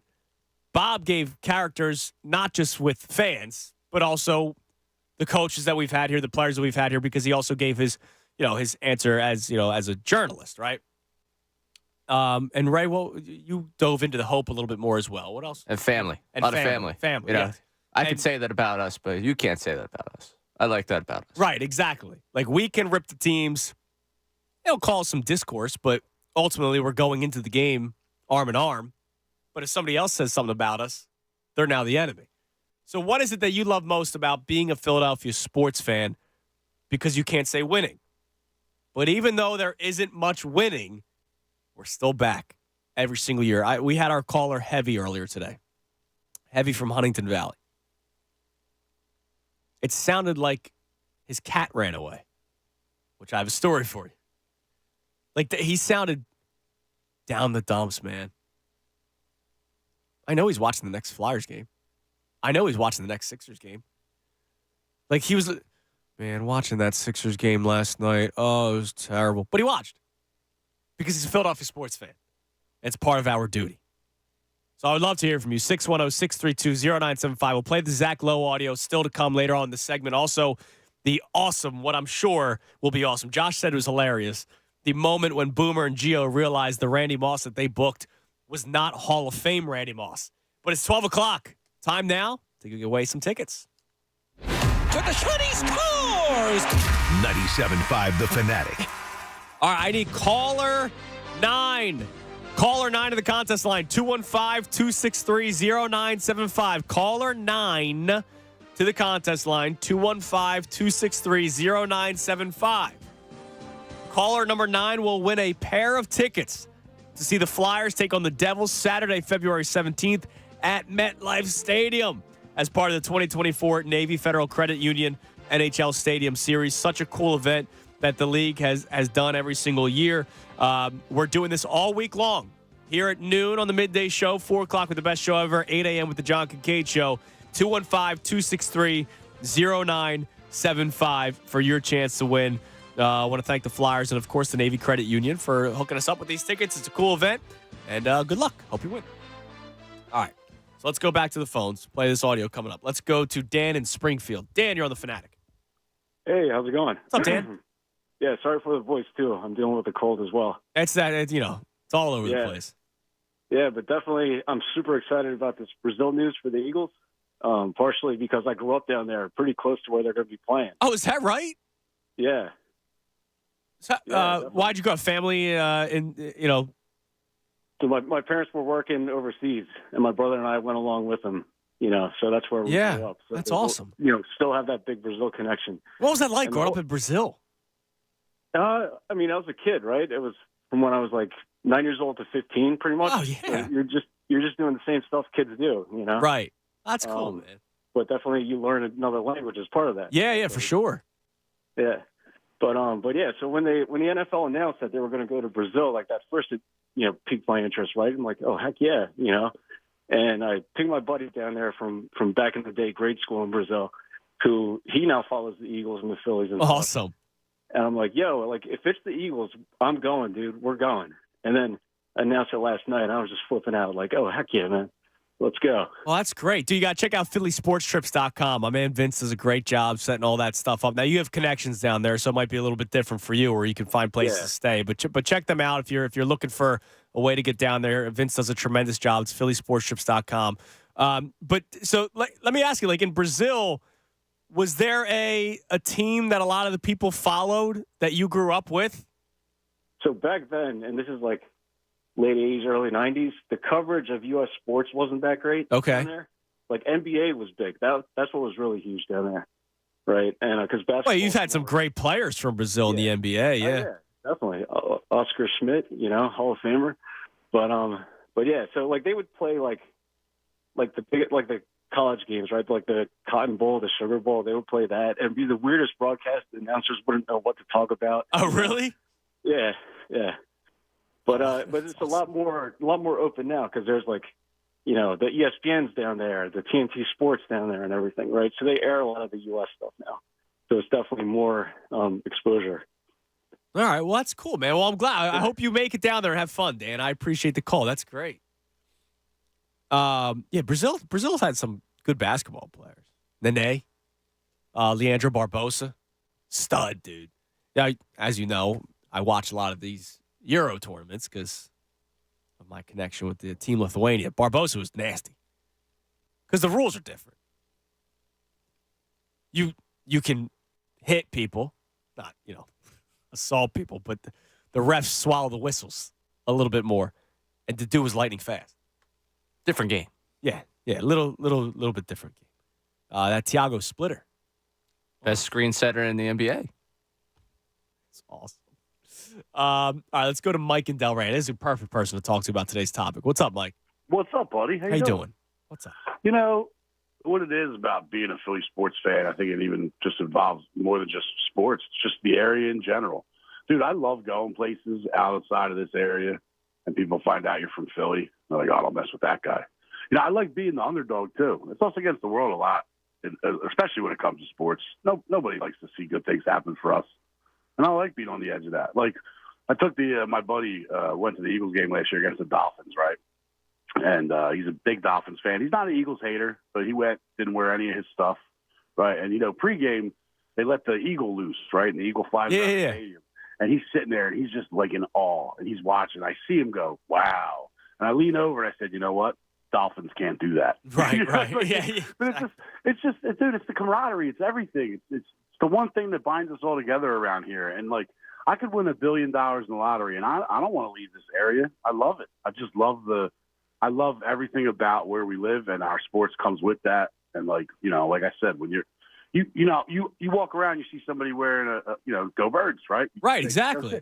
That doesn't happen in other places. Well, that's what I'm saying. Like the whole the Lakers thing, they wear that stuff all the time. You know what I mean? Like it's different here and different being a Philadelphia sports fan when you're in a different area, right? Like if you see an Eagle, it's almost like it's a twitch. You got to say "Go Birds," you know?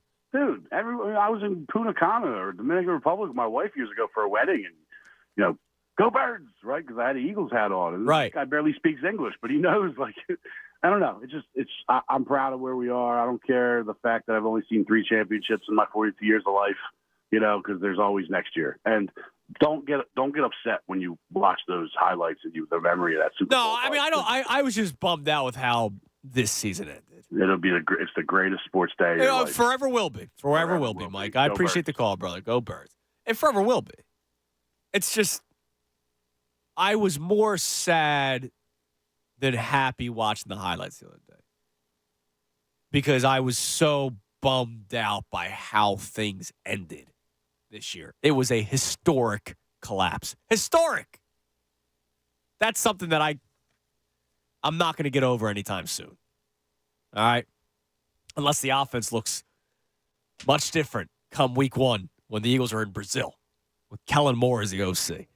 All right. So Zach Lowe continued on his podcast. The first couple of clips we played you about was about Joel Embiid, best case scenario for the Sixers, but how difficult it's still going to be because you don't just step on the court and you play like the MVP again. You got to ramp up. He also talked about how, they should have enough ground on some of these teams in the play-in tournament. I don't know that they do. I mean, the 7th seed, in which you're just 3.5 games up of, is a play-in game. Now, is Orlando great? No. So I don't think Orlando's going to go on some miraculous run. But if the Sixers can't find ways to win, which they struggle to do so without Joel Embiid, I don't think it's out of the question that they might be a play-in team. It all comes down to what they end up doing Thursday at the trade deadline. So here's Zach Lowe talking about the Sixers. This is cut 5, Ray, about the messaging across the league and what the Sixers seem to be doing come Thursday. The Sixers are still operating as a team that has a healthy Joel Embiid in the playoffs in terms of we have these picks that we got from the James Harden trade. We have expiring contracts that are big and we can send them out, hunting for players who can help their team now, even though they also have $50+ million of cap space coming up this summer. And that's what the Sixers should be signaling. We're still a win now team. We're still going to do this and that. I have to believe that at their core, whatever percentage of them was dialed towards win now has dialed back a little bit at least. And that they're going to err a little bit more on trying to thread the needle of if we get players that are good and we expend draft capital to get them, let's minimize the draft capital. Let's make sure either because they're on expiring contracts or because they're on contracts, multi-year contracts that are small enough that they do not impact our cap space too much for this summer, even though the potential list of targets for that cap space has dwindled and dwindled and dwindled with every trade and every extension. Yeah, I mean, that's we talked about the Pascal Siakam and OG Anunoby trades from earlier this year. Those guys are on the final year of their deal. You imagine that the Knicks are going to extend OG. You imagine that the Pacers are going to extend Pascal Siakam. And, Jaylen Brown at one point was a part of this big free agent class. And obviously he got his extension from the Boston Celtics before the season even started. So those names are dwindling. Zach's right about that. But there are guys that you can put on this team to play alongside Joel Embiid, like a Bojan Bogdanovic. I'll just keep on using him as an example, who's under contract again next season. So it's not like you're going to be trading for him and it doesn't work out because Embiid isn't fully healthy and then he's gone. And what was the point of that trade? Oh, by the way, you only have 3 guys under contract next season anyway in Joel Embiid, Paul Reed, and Jaden Springer, with the assumption that Tyrese Maxey's going to sign a max contract. So it's not like it really matters all that much. I think the one guy you can't trade, I talked to my man Jay earlier in the show. He said, man, they can't trade Tobias. I don't think they can. Literally they can't. If they want to stay afloat, if you trade Tobias Harris, the season's over. And coming from a casual like me, that's saying something. But they can't just get rid of him. Yeah, I mean, unless it's for some sort of, other fit piece that they feel like raises the ceiling of this. But it would be a really tough world to imagine where they make that deal and still keep this team afloat. You're not just sending him out there to send. If you're sending him out there to send him out there, then you've realized that they're telling you what the writing on the wall is with Embiid this season. Right. If they trade him for legitimate pieces, if he's a part of the deal, you're Again. thinking about next year. Again, it came up. I saw it on my timeline again. The Pistons. Well, I don't and their get interest. that. I don't get that team at all. I don't get that team at all. But sure, why not? Yeah, they're interested, but part of I went, and, I didn't just read the aggregate quote on it. Right. They're talking about, well, would it be worth it for them to make the splash for Tobias Harris at the deadline when you could go get him in the offseason and just pay him then? There's way too much smoke to that fire to make me think that there isn't something that the Pistons want to do with Tobias Harris at some point. Right. And especially now that the other person they've been tied to was Levine. And he's hurt. But he's still under contract for 2 more years, so you could make the trade. He sits out the rest of the. It's not like they're not getting to the playoffs, so you might as well lock him up. That team's trying to get to 15 wins. Right. Maybe they're not. I mean, They might not be trying to. Well, you have to hit a certain number of wins to avoid the NBA stepping in. Is that true? Yeah. There's a certain threshold you have to hit before the NBA steps in, so they probably want to get to that 15 to keep themselves from a Colangelo. But it's weird, man. They've been locked into these players, which is strange to me. But the Sixers, according to Zach Lowe, are linked to a couple of players. We'll play you that next clip on the other side. Here are the names that Zach Lowe has these Sixers linked to for Thursday's trade deadline. And then there's a clip, the guy that he does the podcast with, Tim McMahon. He talks about Joel Embiid and his career. And it's almost sad. We'll play that for you as well next, right here on 97.5 The Fanatic. Fanatic Sports Update.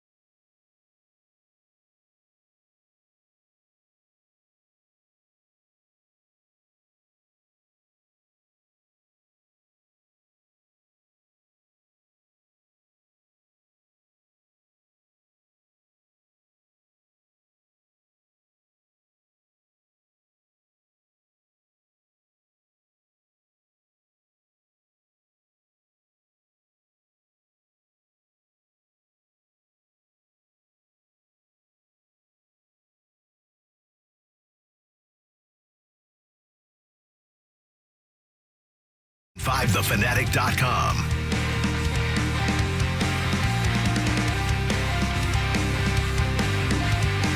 12:19. 97.5 The Fanatic Midday Show. I'm Andrew Salchunas. 12 o'clock hour brought to us by Service First Heating and Air Conditioning. Get 0% financing for 72 months and a $500 rebate when you purchase a complete heating and cooling system from Service First. Learn more at servicefirsthvac.com. Coming up, I'll play you these clips from Zach Lowe about the Sixers and what they might be doing at the trade deadline. As we now know that Joel Embiid will not be playing for the foreseeable future, but hopefully will return back. He did say in the clip that we played last segment, which I am in favor of, that they are going to make moves with the belief that Joel Embiid will be healthy come playoff time. That's what I wanted to do. That's what I said yesterday during the show. Maybe Zach was listening to the show, right? Hey, who knows? But he was talking about how they're going to make moves as if they know Joel Embiid will be healthy come playoff time, which I think that's the best thing to do. I don't want to just punt the season because Joel Embiid's going to miss a month or two. I mean, we've talked about how maybe the timing of the injury might be the best thing because he's going to be back for the playoffs, hopefully. So why would you punt the season away? Now, real quick, I told you I had a story to tell you. You know, one of the there's a million incredible things about doing this job. One of the worst things is when you're down in the dumps, but you got to pretend like you're not because trying to be entertaining, right? Trying to keep the people intrigued. People escape their own issues by coming to the show. Yesterday and this morning, very sad days in the Salchunas household. Mr. Whiskers got out. Sunday at 6 o'clock, I let the dog out, and my cat, mother, father, as Anthony would say, sprinted right out the door. At 6 o'clock in February, it is dark out. He is a dark cat. Sunday at 6 o'clock, finally, I want to thank my neighbors. 2 doors down, they found him in their shed. But the dude, poor kid, man, poor cat. No food, no water. At least I know. I don't know. I've seen him destroy a mouse before in the Manioc apartments. So maybe he did eat. But yeah, dude, it was a tough day yesterday. I did the show as if nothing was going on. Yeah. You didn't even know about it. No, I had no idea. Because I told you, I called you this morning. I was like, hey, I'm going to be cutting it pretty close. Because I was literally almost on the Ben Franklin Bridge when my wife called me that she got a message from our neighbor that they found the cat. So I had to get off the next exit, turn back, go back, get the cat, bathe them. Because, you know, who knows what. Right. You don't want with the coop wandering around. Coop's home with my mom watches him on Tuesdays. So I don't want him, whatever he's got on him. Yeah, right? yeah, good call. So I had to go home, bathe him, and this dude housed his food, man. Now, last night was a very, look, we all love our pets, so I'm man enough to admit, tears. There was we have the camera out back, like a security camera, and it's dark out. So I saw a cat on the camera. I was like, oh, my God. There he is. This had been now 24 hours after he had left the house. Right. Because it was Sunday at 6 o'clock. This was Monday. We were doing bedtime, so it was like 8 o'clock. So it had been over 24 hours, about 26 hours. I saw a cat. All right, so I opened the back door quietly, not to disturb him. Runs away. I'm like, no. So I go, I know what to do. I got one of his favorite treats. And sprints into my house a totally different cat. Freaked the crap out of me. Because I'm like, what is this thing? And this thing, so there's a neighborhood outdoor cat that is large. Like, he does well for himself. I found a dead squirrel in my backyard recently. Oh. This cat knows how to survive. Whoever's cat this is in the neighborhood. But he's sprinting. I'm like, I got to do it. Get out. And I'm trying. I don't know where this thing's been. So I'm basically getting this cat out. And then I was like, damn it, that wasn't him. It's a tough time. So I'm just running back the timeline of us texting about the show last night. Yes. And realizing that, I don't know if the show was your coping mechanism, but it's right around the timeline of you suggesting you finding this outdoor cat. Yeah. Oh, yeah. No, literally right at that time. Yeah, right at that time. Yeah. Because I was staring at my phone the whole time because I had the camera on my phone. I'm watching it. So, like, I was also every once in a while scrolling because I just had the camera set up the entire time. And the 24-hour mark, was that the mark where the hope was starting to dwindle? Oh, yeah. Yeah. Even though I kept on being told, cats, they leave all the time. 2 to 3 days, they come back. I don't know. He's never left the house before. He's wandered. But he's never, they beelined it. was like, all right, see you later, dude. Yeah. Jeez. Have fun, I guess. Hey, listen, props to you getting Big through day, he's yesterday's back. show. Yeah. He's back, man. So Glad he's back. Mr. Whiskers. It was He did not like me during bath time. He's not a fan of the bath. well, I would imagine not. No, but he needed No. it. It is- Again, yeah, you need to do that. But I was worried about you this morning. Why? Oh, they gave me that call. You're like, cat's gone, going to get the cat. I was terrified at the thought of Well, what because if the if I cat. got there and he ran away, some Right. more, yeah. Yeah, I was like, there's no way he's showing up in a good, space of mind. And then I opened the door and I said, "Hi, Ray." yeah, good. you were all happy. I'm good. Hey. So, yeah, Mr. Whiskers. Mr. Whiskers Glad is back. Mr. Whiskers is back. I was worried there It was for a you. trying time. And Cooper doesn't know what's going on. He's saying, "Kitty, kitty." I'm like, "Shut up, dude." Like, he's not here. It was very sad. Oh, jeez. We're good. Yeah, wow. Dude, Mr. causing Whiskers. division within the family. You and Coop now fighting. It could have broken the household right there. He's back. Mr. Whiskers is back. All right. So Zach Lowe in his podcast talked about the trades that they will make for Joel Embiid, as if Joel Embiid is still healthy come playoff time. At least that's what he believes that they are going to do. So here he is talking about some names that he would keep an eye on for the Sixers that makes sense. Either it's a player or players like Alex Caruso, who's on a multi-year deal at less than $10 million a year, doesn't eat up that much cap space, and he's a fit on any team. From what I've heard, the Bulls continue to say we're not, for whatever offers you got out there, not good enough for us to trade Alex Caruso. We love him. We want to keep doing whatever it is that we're doing. Or a Bruce Brown, or even a DeMar DeRozan, which nobody is. I can't believe how little buzz there is about DeMar DeRozan. But a guy on an expiring that you wink, think you can re-sign at a number, Bruce Brown, that doesn't necessarily impact your cap sheet. So you have 25 left over for that lopsided trade, or 30 left over for that lopsided trade. I don't understand DeRozan continuing to pop up. I really don't. I guess I'm a casual. I don't know how DeRozan and Embiid fit. I really don't. Joel Embiid lives in the mid-range. DeMar DeRozan lives in the mid-range. Now, DeRozan can attack the basket too, but,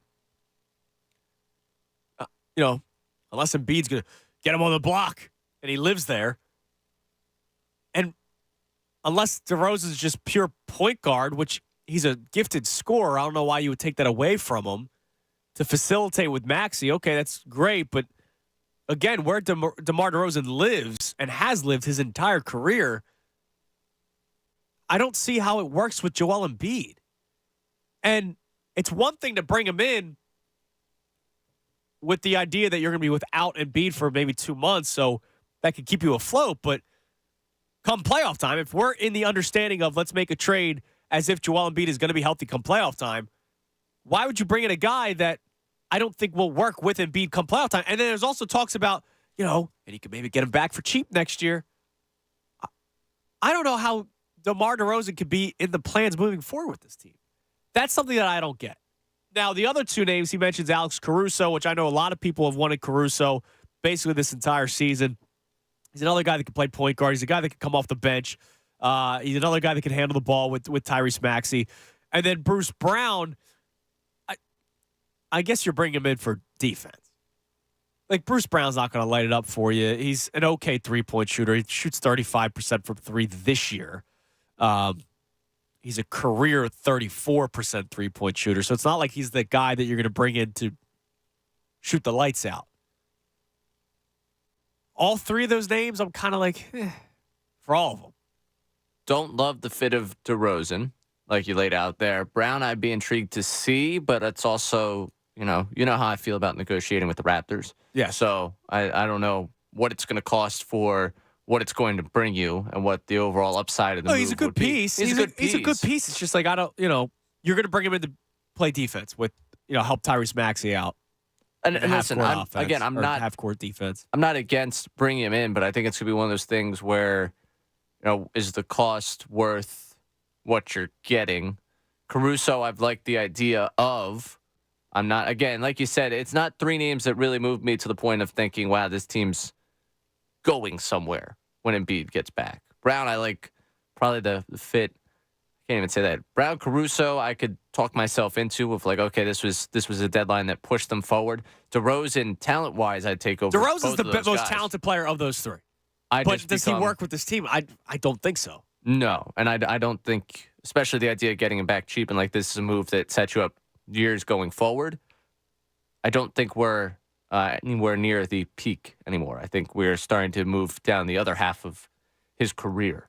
I don't think I'm out of line to say that about DeMar DeRozan. So I'm not overly moved. Look, of that team, I've said a million times, I want LaVine if I'm getting any of them, right? Like, now, obviously, LaVine's hurt. I get all that kind of stuff. I'm just saying, if I was to make a trade out of any of that big three of LaVine and Vucevic and DeRozan, it's LaVine. Yeah, and Vucevic said something. He doesn't want to break them up. We have the right pieces. Like, no, you don't, dude. No. You guys stink. I'm sorry. Kind of wild for him to say that. It would be like, I don't even know how to really slice it. I don't want to say ironic, but like the Lowry buyout thing and the DeRozan trade thing, like, would you be running back like the mid 2010s Raptors? Yeah, pretty much. We got one of their assistant coaches from that time. We got the two stars from a team that couldn't get over the hump. Yeah. And like it would be kind of an ironic thing for the two of them to be stuck on a team that can't get over the hump as well. Yeah, I'm not for it. No. I'm really not for it. Whatever. All right, so here's another clip that I want to play from you from that podcast. Now, Tim McMahon is the other guy that's on that podcast. And I want to get some discourse on this. So the phone lines are open, 610-632-0975. I want to react to what he has to say about Joel Embiid's career. Take a listen. Like, he's a Hall of Famer right now, but his career is also one of the great what-ifs because, like you said, there's just been so many injuries from literally the day that he stepped into the league. And he hasn't been able to have that playoff breakthrough. Health has been one of the primary factors in that. And unfortunately, it looks like that's going to be the case again this season. I think even the best case scenario, you're not getting the full historically dominant version of Joel Embiid again this season, even if he is able to come back. So think about this for a second. I know I'm projecting here. Season's still alive. Embiid might come back. But let's say he's on to something, right? I mentioned there hasn't been that big playoff breakthrough. I do really wonder how we're going to look back on Joel Embiid. Now, we've talked about this before, you and I, right? How we look back at Charles Barkley as a superhero. Same with Iverson. Iverson, different scenario, right? He took a bunch of role players to an NBA Finals and actually took game one against Kobe and Shaq, right? Like, that was legendary stuff. Barkley, unfortunately, never won a championship either in his career and goes off one of the Suns and can make the case had a better, career with the Suns, in terms of more success. Joel Embiid catches a lot of crap in this city. I've said he's the most disrespected athlete in Philadelphia, right? Because the guy could drop 70, which he did a few weeks ago, and I take a caller that says, well, they're 4 games back at the Celtics, so what does it matter? As if that 70-game performance out of Embiid is just nothing. Nobody wants to celebrate the good. You'll just complain about the bad. Which is why I did the whole keep that same energy this season, right? I wonder how people are going to look back at Joel Embiid. Because even though we keep on saying there's going to be a decline soon, and he keeps on getting better and better, right? He's better this year than he was last year. He's better last year than he was the year before that. The injury bug once again bit him. That's something that you and I can't argue, right? That is something that is happening, and it happens every single year. And we just have to hope that 1 year he can stay healthy enough and play to his ability in the playoffs, right? What sucks about this current situation, yes, he might be back come playoff time. That's great. He's not going to be playing like the MVP when he comes back. At least I don't think he will be. Like, you almost wish that this injury, even though it did happen probably at a good time, you wish it happened like last month so that he'd be back come March and then he'd have all of April or half of it because last game of the regular season is April 15th. You would hope he had more time to get ramped up for the playoffs. Unfortunately, it's almost safe to say that I don't think they win the championship this year, right? Which sucks to think that. And so the question is, what if he never wins? Like, how are you going to look back at Joel Embiid? You just heard what Tim McMahon said of ESPN. He is a first ballot Hall of Famer. We know that he is one of the most dominant players in NBA history. People love doing that per 36 or whatever. Boban Marjanovic has incredible per 36 numbers, right? But come on. There's a difference between Joel Embiid and Boban Marjanovic. Big time, right? Embiid is one of the most dominant players, one of the most gifted players that we've seen in the NBA.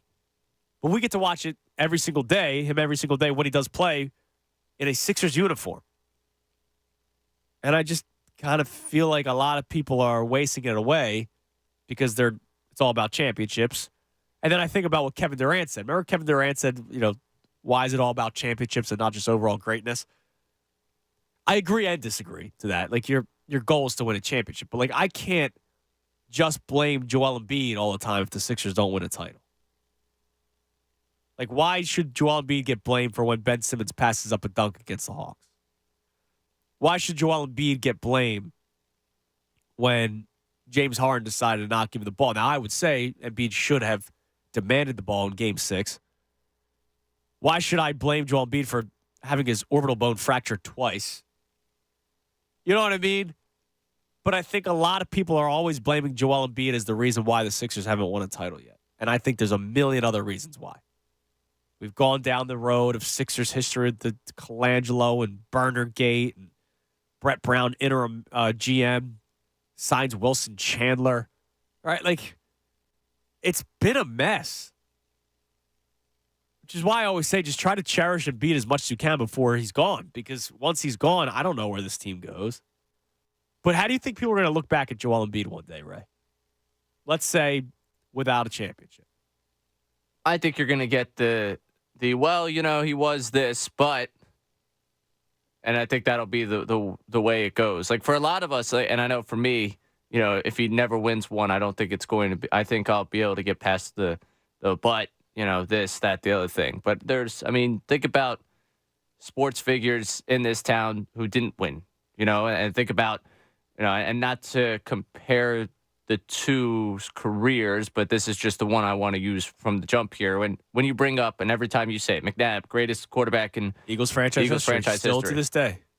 Someone's going to call in, yeah, but, and they're going to have the dialogue about that.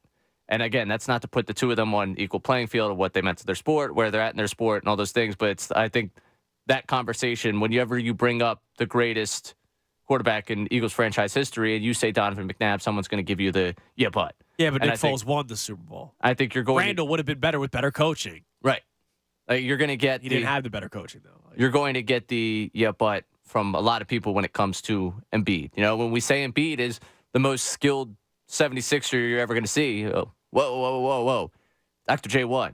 Whoa, look what AI did with the cast around him. Right. And I think that'll continue to be the conversation that dominates him long after he's played here. I do think you're going to get to a point where it's not like the temperature cools down, where it's not as a hot button, as much of a fight over him. But I think it will get to the point where a lot of people will respect what he did, but there will always be the group that has the but. And even those that respect it will come to that side of respecting the greatness they saw, but also follow up with but right. What'd he do for you? You'll get a but for anybody, any player. Yes. Bryce Harper could win 3 more MVPs if they don't win a World Series. People will bring up how he came up small in Game 6 and 7 of the NLCS. I do think he is, and this is actually funny. I had this conversation Friday with the best show ever about how many more postseason exits Harper needs to get into the Embiid conversation here. Okay. And I think it takes at least 2 more postseason exits before people start doing but. Yeah, baseball's different, though. You could go 3 for 3 with 3 home runs and lose 4-3. Yeah, could. Absolutely. But look at the last 2 seasons. They led 2-1 in the World Series, got no hit. Right. Hey, man. Right. I understand. Yeah, you're the bat in that lineup. You're right. I guess it's perspective for context. The way they lost, right? Where he came up small in Game 6 and 7 of the NLCS. And it's never going to be all on. Like, it's never, to me, all on Joel Embiid. It's never all on Bryce Harper. Like, there's guys around them, but, eventually you point the finger You at point the the finger to the superstar. star. Yeah, it's like that's what you have to do. And again, that's not me trying to take shots at Harper here. We're having an Embiid conversation, but I think that's part of the conversation when it comes to Embiid. Everyone will look at the common denominator, and eventually the context that we have, especially because the context erodes the further you get away. Because locally we stop talking about it as much. It takes on the narrative of what everyone else thinks. Context outside of Philadelphia on this Sixers era is lost every single day that goes by. Oh, yeah. And oh, yeah. Oh, look, it's just Embiid. Yeah, the big man, he's still there. What has he done? Think about the show that Stan Van Gundy basically hosted inside an NBA game, Right. trying to talk about Embiid. Just ripping Joel And Embiid. context is erased there. So I think for us, important to keep the context, important to understand what you're watching. But ultimately, I think when it comes to the way we remember him, you'll get a greater percentage of people here that respect the greatness, but you're never going to run away from the fact that if he doesn't win one, that he didn't win one. Right. All right. The number to climb in, 610-632-0975. That latest clip we played for me with Tim McMahon. He says Embiid's career could go down as one of the biggest what ifs. How are you going to react to Joel Embiid when it's all said and done? Now, it's not over. All right, he's still here. But I have a feeling that a lot of people don't feel great about Embiid, and he is soured for a lot of you. I think we should celebrate it. Now, last thing before we go to break. I've been telling you about this. So, Randy Moss, not Hall of Fame wide receiver Randy Moss. Randy Moss works for NBC Sports Philadelphia. Or not Philadelphia, NBC Sports. And I don't know exactly what it is that he does. I know he's like an analyst for horse racing. I think he does a couple of things. Well, I got an email to have him on. And then I realized it wasn't Hall of Fame Randy Moss. Well, Boomer and Gio did not realize that, or at least their producer didn't realize that until the last second. Take a listen to this clip. What is Randy Moss promoting, by the way, Al? Do you know? It's something having to do with horse racing. Really? He's very into horse racing. Are you sure this is Yeah. Not This the is other Randy Moss? the wide receiver, not Randy. Is there another Randy Yes. Moss? There's a There's an announcer, Randy Moss, who is into horse who's racing. into horse racing. Please tell me that's fake. No. That would be so awesome. Oh my God. Oh my God. No, because they said, I saw in the request that Randy would like to talk about blah, blah, blah. Also, anything NFL related. I'm going to double check that. Or maybe the Randy Moss who is the sports announcer, the horse racing announcer. He used to work for the NFL Network. Come on. I swear to God. Yes. How's that possible? This is great. Oh, Jesus. This is horrible. I think we're getting Randy Moss. We're getting the white Randy Moss. I mean, come on. Just wanted to check to see if you would be interested in current NBC sports broadcaster and former NFL Network broadcaster and reporter. That's right. You booked the white Randy Moss. Oh my God. You idiots. No wonder they were so excited too. The person was like, oh no, he will definitely be there. I'm looking at my emails. Did you need a headshot and bio? I'm like, no, we know who Randy Moss is. We all good. Everyone knows Randy Moss. Do I need his bio? No, I don't. He was a great wide receiver. I wrote back, we all know who Randy Moss is. You just got to read the email. I got that exact email to have him on in this show. And I was like, well, no. Because I knew, once you see NBC, you know exactly. He works for ESPN, by the way. Like the former NFL wide receiver Randy Moss. It's a nice lesson. It's a nice lesson, right? I'm going to continue to read my emails all the way through. Yeah. I have a similar story, but a little different that I'll tell you coming up next. Because sometimes the cold call or the, here, I got his number, and you text him, it's not really them. At least this one you can understand. It's the exact same name. I'm going to try to find out if I still have the text to who I believed was Troy Vincent. I'll tell you that story next. All right? Sound good, Ray? Sounds great. You live and you learn. I'm Andrew South Jr. It's the Midday Show right here.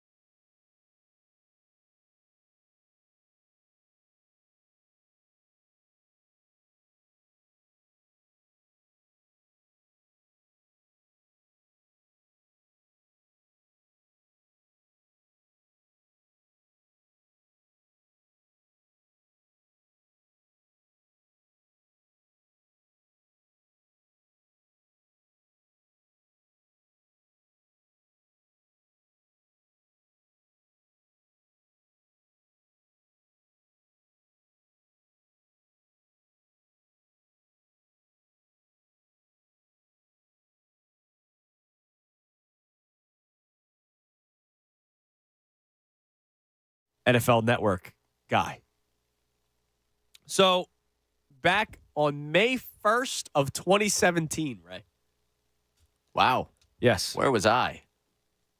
I don't know. Where were you? I'm not answering that question. I was just thinking back. So I was Nostalgia. producing for my guys, Rob Ellis and Harry Mays. Middays. All right. The draft had just taken place in Philadelphia. Remember, it's actually a great year. Draft happens, and the Eagles win the Super Bowl, half a year later. Oh, more than half a year. 9 months later. So we did a lot of great draft coverage leading up, before it even started. We did all the draft coverage here in Philadelphia. It was awesome. Had a blast. I was actually at the draft doing a lot of work for the station. And then there was the aftermath of the draft, talking about how great it was, right? Remember, there was no arrests or anything. There's all kinds of great stories coming out. So we were trying to figure out, all right, who in the league offices can we have on? Because remember, there was a thought that they could have had it again the following year. Every draft city it's a 2-year deal. The league has the option of the second year.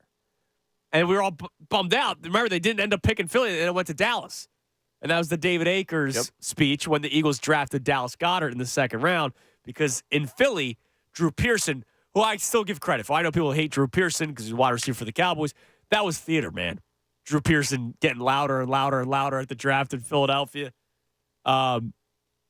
History question, who did they draft? The Cowboys. You know that Dallas Goedert was the pick for David Akers. Oh, man. I don't know. I believe it was that Chidobe Awuzie. Oh, wow. Yeah, I'm pretty sure. You could fact check me on that one, but I'm pretty sure that's who it was. So we're trying to get people from the league offices. Obviously names that people know. And Troy Vincent is a part of the league office because he's, the president of the NFL Players Association? It's a pretty big deal in the league offices.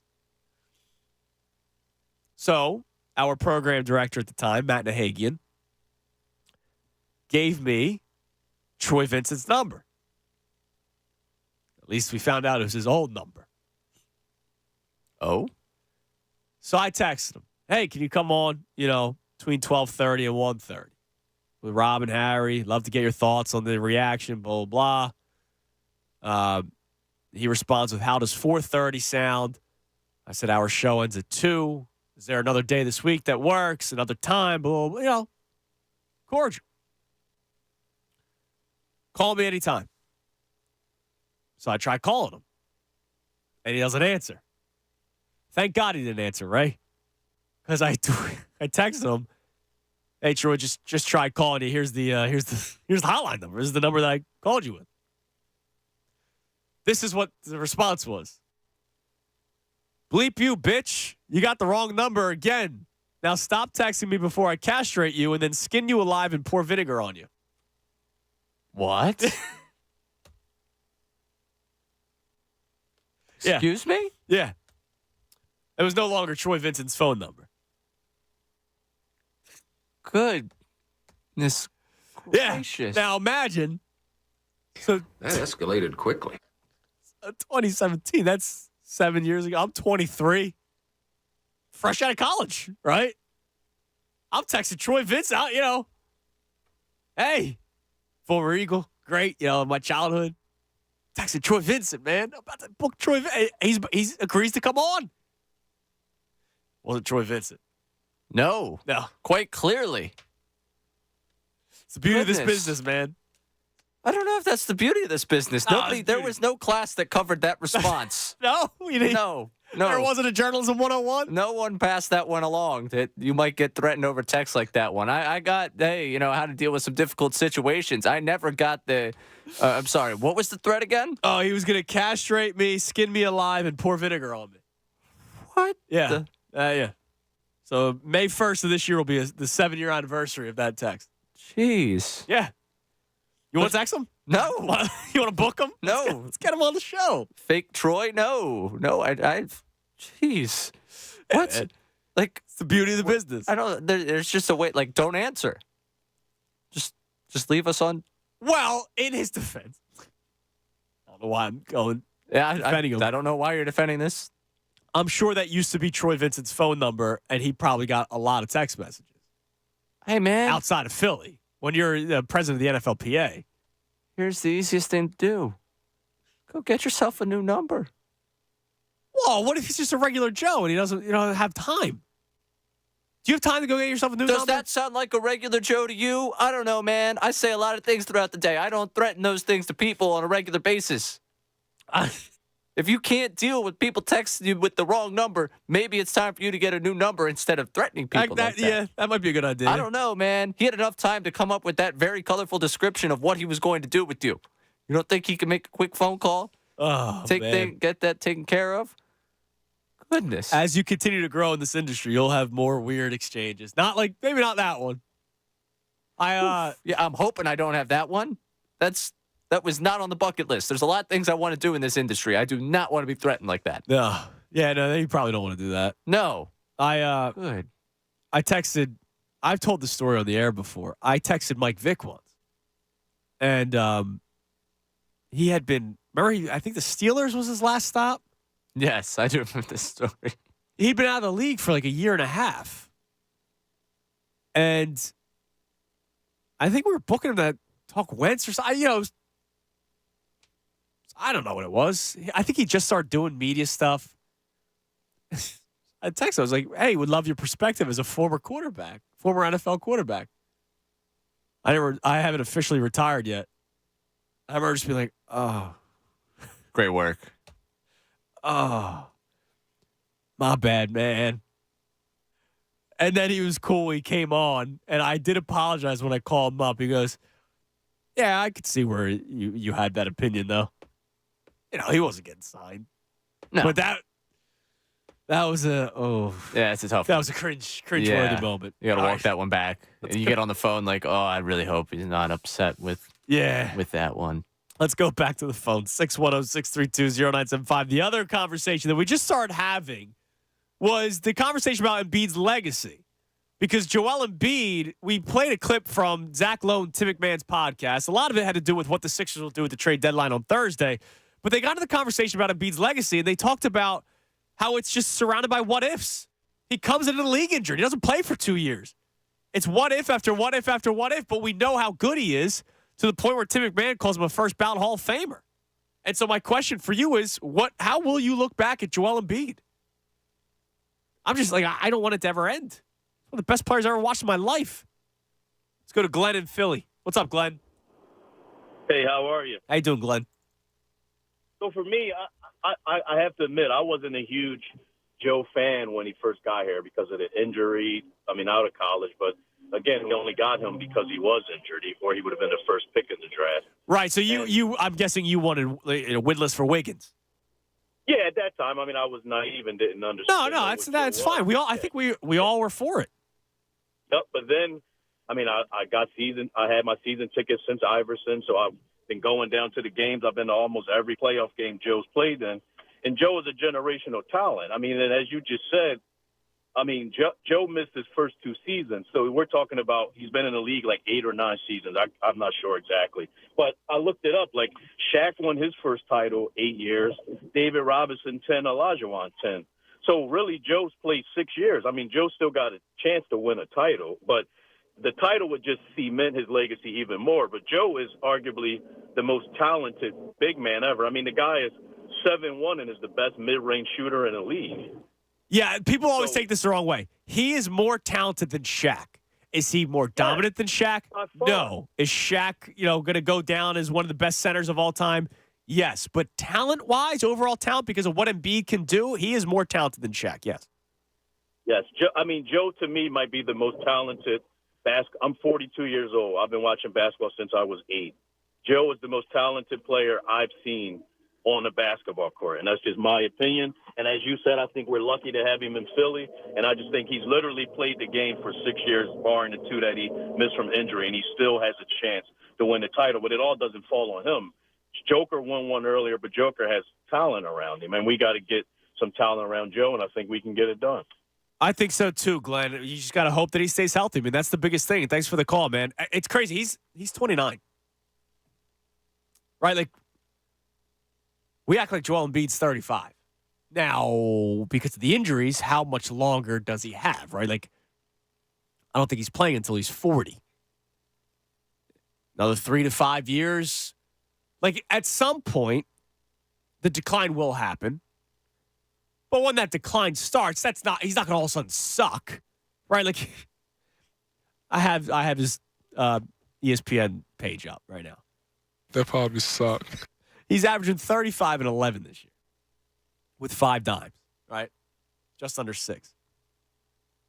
His decline will probably be like 28, 10, and 7. Maybe he facilitates even more, right? Like his decline, he's not going to be Anthony Bennett, the name that we brought up yesterday, a bust, right? Like he's not going to all of a sudden suck. He's not going to be Celtics Shaq.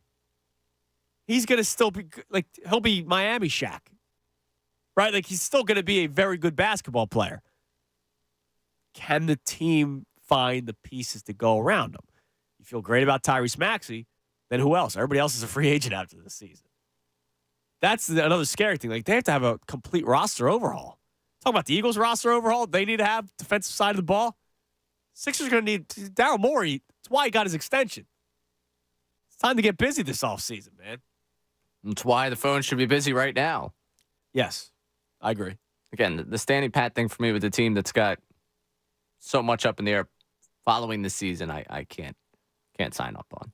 I can't sign off on that. So, yeah, and I think to the point there about, being the most skilled big man we've seen, I saw a great, I think it was a tweet yesterday, but perspective on Embiid, like trying to process what you're watching and trying to process the fact that we're here again. We talked about why his body, shouldn't move like that or why a big man shouldn't do some of that stuff. Right. Part of that's why you end up with the injuries. He's doing things at his size that we haven't seen done and haven't been done. And that's part of the reason why you end up with the durability concerns. Part of, the gift and the curse is the gift is the skill set, the immense talent, what he has, turned his game into. Part of the curse is while you're doing all those things, it's something that we haven't seen at that height, at that level, really ever. And I think part of that, it's the gift and the curse, the gift of the talent, the curse of some of the durability concerns that come with what he does at his size. Right. I mean, look, and people always complain about him falling on the ground. That's what he's learned, and he is 7 feet tall. And part of doing what he does may lead to him falling because not many people that are 7 feet tall are doing that. You know what I mean? Like, right. People gave him crap for the injury from Kuminga because he was on the ground because he's always on the ground. Were you watching? Yeah. He's trying to make a play in that moment. How many 7-foot guys are laying out Tuesday in January trying to make that type of Not play? many. Not many. But he's got no heart. Yeah, because he's playing with an injured soft, knee. Yeah. right? And he's trying to make a play on the ground. Yeah, I'm not going to get upset again. I won't do it. And you're not going to get me to get angry again. I promise. I'm going to keep my cool this Good. time. I like it when you're cool, calm, and collected. Yes. I'm getting there though. You might get me upset in the last half. Well, you might pour one out here because the Phillies just made a move. This. So the Phillies just made a trade. Everybody, don't get excited. It's nothing. Phillies acquired right-handed pitcher Michael Rucker from the Chicago Cubs. He had a nice 4.91 ERA last year for the Cubbies. So some bullpen depth for you. Did you read the release? This is one of my favorite ways to. They got him in frame exchange for cash considerations, Ray. And to make room for Rucker, they DFA'd someone. Mm-hmm. How about that Andrew Bellotti? So, Michael Rucker, be ready. You're the guy that's going to pitch every game. Look, I remember talking about Bellotti. I thought he was good like 2 years ago. Mid-90s fastball and a wicked slider. Then last year, Topper used him every day. Every day. Yeah. For like the first month of the season. And then he was cooked. I guess the idea with Rucker here is someone that they think can cover multiple innings and be able to. Right, which is what Bellotti did. Right. I guess I think closer to that swing guy because, he made, I think it says minor league 44 starts in the minors. Oh, okay. I don't think it's someone that I think you're throwing out there with the idea of 5 innings, but I guess maybe they think multiple innings. He covers that Bellotti role, and maybe they can swing him for an extended, Is he a Strom bowling? Is Strom still on the team? What's his deal? Yeah. Thought so. Thought he got a 2-year. I didn't know what his contract was. He just drove me insane every time I watched him pitch. The first month of last season, where are you without Strumple? He was good last year, and he was effective in the playoffs.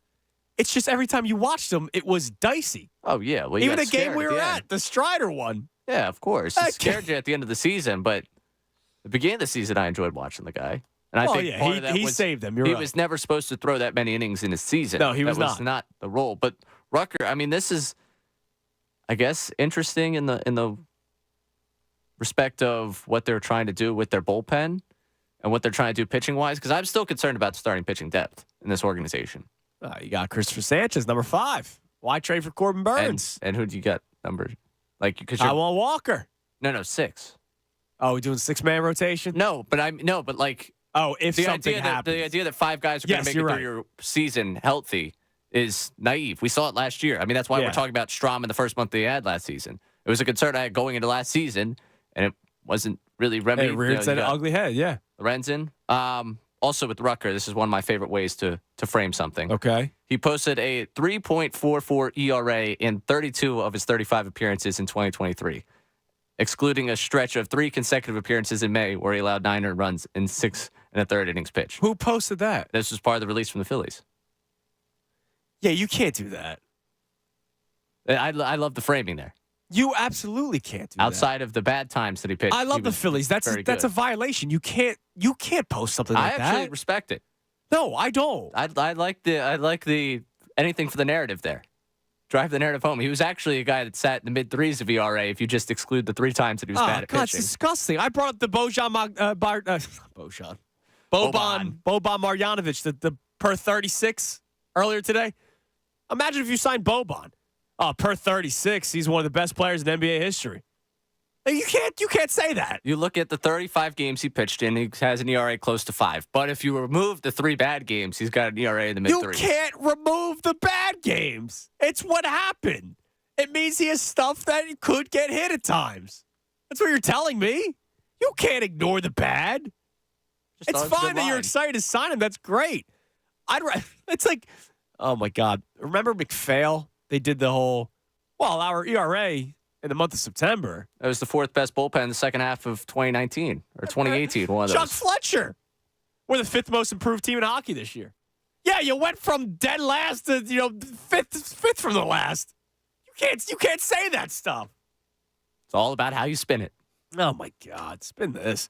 All right, we have one segment left. So coming up, we'll continue to get some of your calls at 610-632-0975. But as today was a little bit more of a light-hearted show. Now, I'm sorry that I saved it for the end, but we have some incredible audio to play for you. We have an audio clip that will have you question every hiring process in the NFL from here on out. I will question every decision in the NFL made by an organization when they hire a coach for the rest of my life based off of a report from a credible reporter. So we have that for you. The Taylor Swift thing has gone too far. Now, I have no problem with the Taylor Swift thing. What I'm saying is it got to a point in a talk show, sports talk show, where it went too far. We'll play you that clip coming up. And I don't know if we have the audio, but Deebo Samuel, man. Like I said, our buddy Omar from San Fran, beachfront real estate in their head, man. It's crazy. Beachfront real estate. I'll play you the clips. I'll tell you what Deebo Samuel said coming up next in our final segment. Best show ever comes your way at 2 o'clock, 610-632-0975, the number to climb in. I'm Andrew Salchunas. It is the Midday Show right here on 97.5.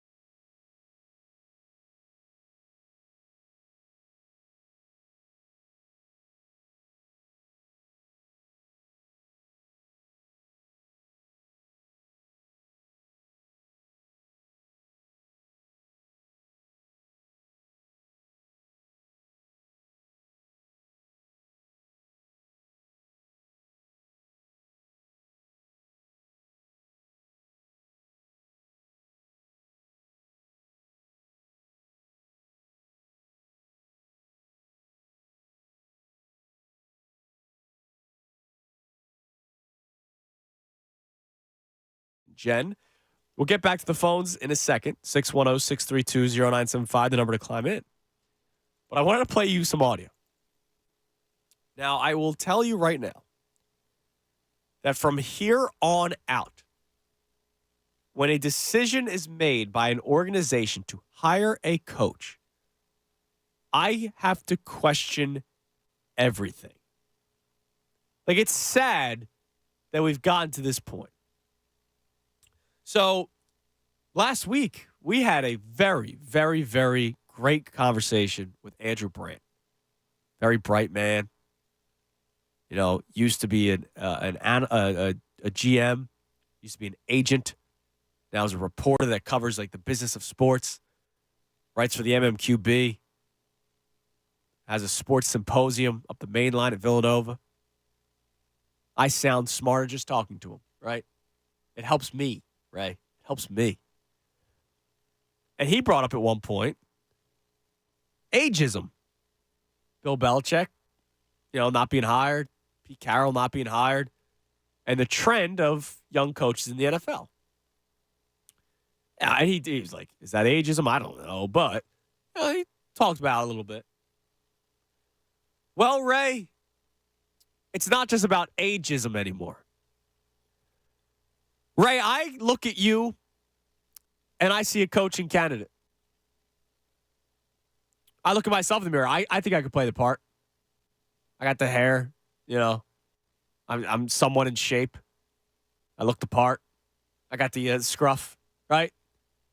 I look like a regular Joe, just like a lot of the new coaches do. There's a reason why I'm getting to all this. Diana Rossini, who is tremendous, ESPN a long time. Now she's with The Athletic. Covers the NFL. She spoke with I think it was a GM. I don't know if it was a GM or a team executive, which, like Howie Roseman is a team executive. I mentioned Howie Roseman's name for a reason. That's mean. Take a listen to Diana Rossini. She's on her podcast. I don't know who she does the show with. Forgive me. But she gives I don't know if you want to call it report or just like something she was told about why one specific coach may or may not have a job. Take a listen. I don't think that there was a fit for him. I don't think he sat in front of any owner who thought that his style was going to work for what they were looking for. What an interesting word to use, though, right? Because that's what we're talking about. It's like the way that these guys are personality-wise, the way that they come off, how big of a figure they cut within the building. Do you know I had a GM at the Senior Bowl who mentioned to me Vrabel's physical build, that he's a very large human being and can be very intimidating to people in an organization that are going to be part of these decisions. And that is a factor, which I laughed. I said, stop, that's not something that's real. Who cares what someone physically looks like? And he said, I'm just telling you, I've been in rooms and somebody's physical presence can make a difference. So Diana Rossini spoke with a GM. All right. So not like somebody that just works in the building.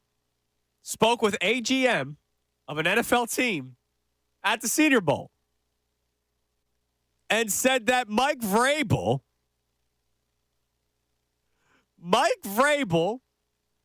was a large human being and may have come off as intimidating. So you mean to tell me to be a head coach in the NFL, you're not allowed to be of a certain body type? Is that what you're telling me? That's what I got out of it. Oh, I mean, we going to really think that the NFL does not have discriminatory hiring practices? So I was about to say, all jokes aside, the Rooney Rule, it's a good thing that the Rooney Rule exists. It's also sad that the Rooney Rule exists because a lot of teams may or may not use it to reach a quota, right? And then they don't hire, a black head coach, right? So do we now have to create a new rule? No, that's not where this is using something that, he might seem intimidating because of his size. This is like supposed to be a fun little nugget of information that really shows you exactly why the NFL continues down the trend of the 30-year-old white offensive coordinator that looks like he should be on TV. Like that this is supposed to be a fun little story that really just shows you just how discriminatory the practices. Now I mentioned Howie because he's a little on the shorter side, and now I don't think Howie Roseman is the reason why Mike Vrabel's not the head coach of the Philadelphia Eagles. I think sometimes it's just organizational philosophies. But like, is there a GM or an owner of an NFL team that's like, oh man, that guy's big and scary, I can't have him coach my team? What? This is really where we're at. And then you wonder why. Look, all credit to him, Canales. He's 36? 32. No, I think he hired a 32-year-old to be OC. Right, 32-year-old wide receiver, yeah. To be OC, yeah. But he's 36, right? So it's like, not trying to take away from Dave Canales, but did Dave Canales get a job because he's slender and in his 30s?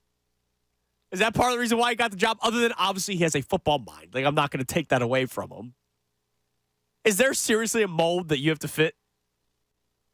We're now talking about size. Yeah. I mean, again, Andy Reid better not leave Kansas City. He's never getting another job again. He's not in shape. Like, is that what we're doing? If Andy Reid's tenure in Kansas City ended the way the Belichick, the way Pete Carroll, there would be a legitimate question of whether he'd do it again. It's just unbelievable. I now have to question every hiring for a multitude of reasons. And it's not just whether or not they fit with their mindset of offensive play calling. It's whether or not they fit due to body type. What happened to the game I love, Ray? What happened to the game I love? But, like, again, this is Buddy Ryan wouldn't get a job today. This is another damning example of the NFL and the way they hire and the way they look at things. That's so weird. When I heard that last night and I texted it to you, I was like, I can't believe this is actually real. Unbelievable. All right, what else do we have? We had something else too, right? Sorry, doing this on the fly. There was a certain quarterback that we talked about earlier this year that has a new thing that he's talking about. If you remember. Yes, thank you. So I can't wait to go to the phones because I see Jill, who wants to talk about Taylor Swift. Now, I hope she didn't take what I said in the wrong way when I said it has gone too far. I have no problem with Taylor Swift. Taylor Swift is on the screen for what? It was 44 seconds. They did the math. Yeah. And people were outraged by it. No, the reason why it has gone too far is that David Carr, the same David Carr that said the Eagles should have benched Jalen Hurts for Marcus Mariota, the Eagles would have been a better team with Marcus Mariota as the quarterback, right? That same guy. His latest take to get reaction. It's working. Here he is talking about Taylor Swift, but not just her talented singing, her Grammy Award winning stuff. No, here he is talking about her love life and how maybe she picked the wrong guy, Ray. For you, is there a player they'll show? George Kittle. So I'm glad Taylor Swift is out of the country because if she sees George Kittle, she might rethink the tight end that she chose. What? That's all I'm saying. Oh, no. That's all I'm saying. He's married to his college sweetheart. Oh, okay. All right. That's my bad. That's my bad. Okay. My bad. Shout out to Claire Kittle out there. So they're trying to talk legit sports, and he's got to make a point that Taylor Swift, if she was in the country, would leave Travis Kelce for George Kittle. What happened to the sport I love, Ray? What is that? What was that? Why? Honestly, man. What a weirdo. Why is the guy What a weirdo, man. David Carr. What is this is going to be really, really funny. I think George Kittle's good at football. Maybe George Kittle and Taylor Swift can get together. What? Sorry, what are we doing on these shows? He's a weird dude. These shows, what are we doing here? Hey, look. I don't know. I can't. The guy is becoming a hate the face. Oh, he's becoming a bid. Bid at this point. Yeah. Yeah, he's kind of the worst. I'm okay, though, because I know that the next time we play him will be at the start of next season when Derek Carr is his, dark horse MVP candidate for the season. Oh, yeah, that's going to be a good one. Yeah. Yeah, because they're going to bounce back. The guy that one hurts. Never mind. Yeah. I'm just going to. Yep. You know what's going to happen. You predicted it. All right, so let's talk to Jill. She wants to talk Tay-Tay. What's up, Jill? Wait, am I on the air? Yes, you are. Hello, Jill. Oh, hi. I'm Jill. I'm from downtown. And you guys made a comment about, like, Taylor Swift being at the... I think, in my opinion, they show too much of Taylor Swift. Oh. Like, so she's dating Travis Kelce. Who cares? Like... models and rock stars and everybody, famous people date each other. Well, when I watched the game this past weekend, Kansas City versus, I don't Baltimore. remember. Baltimore, yeah, Baltimore.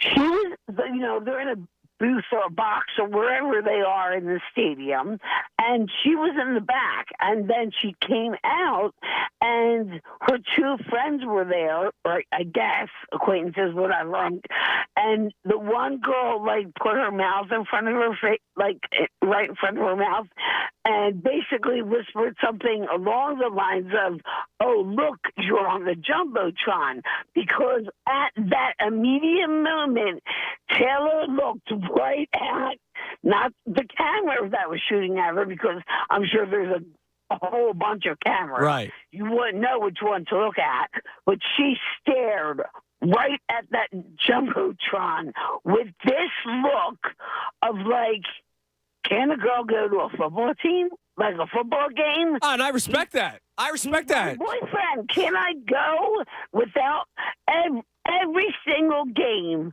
that she is at, which is basically all of them, they have to show Taylor Swift. And I like Taylor Swift. My daughter's 10, and she sings Taylor Swift all the time. I personally have no problem with her. I don't know her from a hole in the ground, but her lyrics are nice and, whatnot. Yeah. She's not You just want her off the screen a little bit. And I appreciate the call, Jill. Now, like I mentioned, 44 seconds really wasn't all that much, and that was over the course of a 4-hour event. But, I'm pro Taylor for saying, what did she say? Stop showing me. Somebody did the lip reading. Get me off the screen. Get me or off the something screen. Like that. That's good. Yeah. I respect that. I still think she's a fraud. Elaborate. Well, no. Period. Oh, geez. Do I have to elaborate? Yes. She's from Scranton, Wilkes-Barre. I'm going to call Dove Kleiman. I'm going to She's have from him Scranton. aggregate that quote. Talked about at Lincoln Financial Field during a concert. This is the field that I used to watch my team play with my dad. Sound just like her, don't I? No. And then she does a Time People magazine. Like a Mickey Mouse voice. She does the People's magazine and says, "Oh my God, this football thing is fun." You liar. You fraud. It's hard to defend her on that one. That's fraudulent. It is. And I'm still rooting for the Chiefs. Yes. I'm not rooting for the 49ers just because Taylor Swift's out, with the Chiefs. I'm just saying I call it like I see it. Fraud alert. Fraud alert. Fraud alert. Yeah. Listen, I She's no Philadelphian. I can't really fight her on that. I'll fight you on that one. Okay. Let's relax here. She can do a concert, make money for the city. I appreciate that. I was going to say. But then she goes back. The economic boom of that one. Fraud. See. And if she wanted to come on the show, she can. Okay, I was going to say, where do you go with that? Because she is welcome anytime. I would call her out, though. I would ask her about it. Do you think? I would ask her about it. If she's sitting there, we got her on mic, too. I go, Tay. Come on. What was that all about? You saying that this football thing's fun. You really going to call her out? Yes. It's my journalistic integrity. I have to. Okay. That's probably the number one question that I would have. I'd have to throw a few softballs first. Congratulations on your awards. Get her feel comfortable. And then I go, hey, so why are you a fraud? No, see, I think I would have go with the Kelsey angle. I think, starting to ask about the Kelsey family. Like, and the whole thing about her being on the screen too much, like, sorry, people.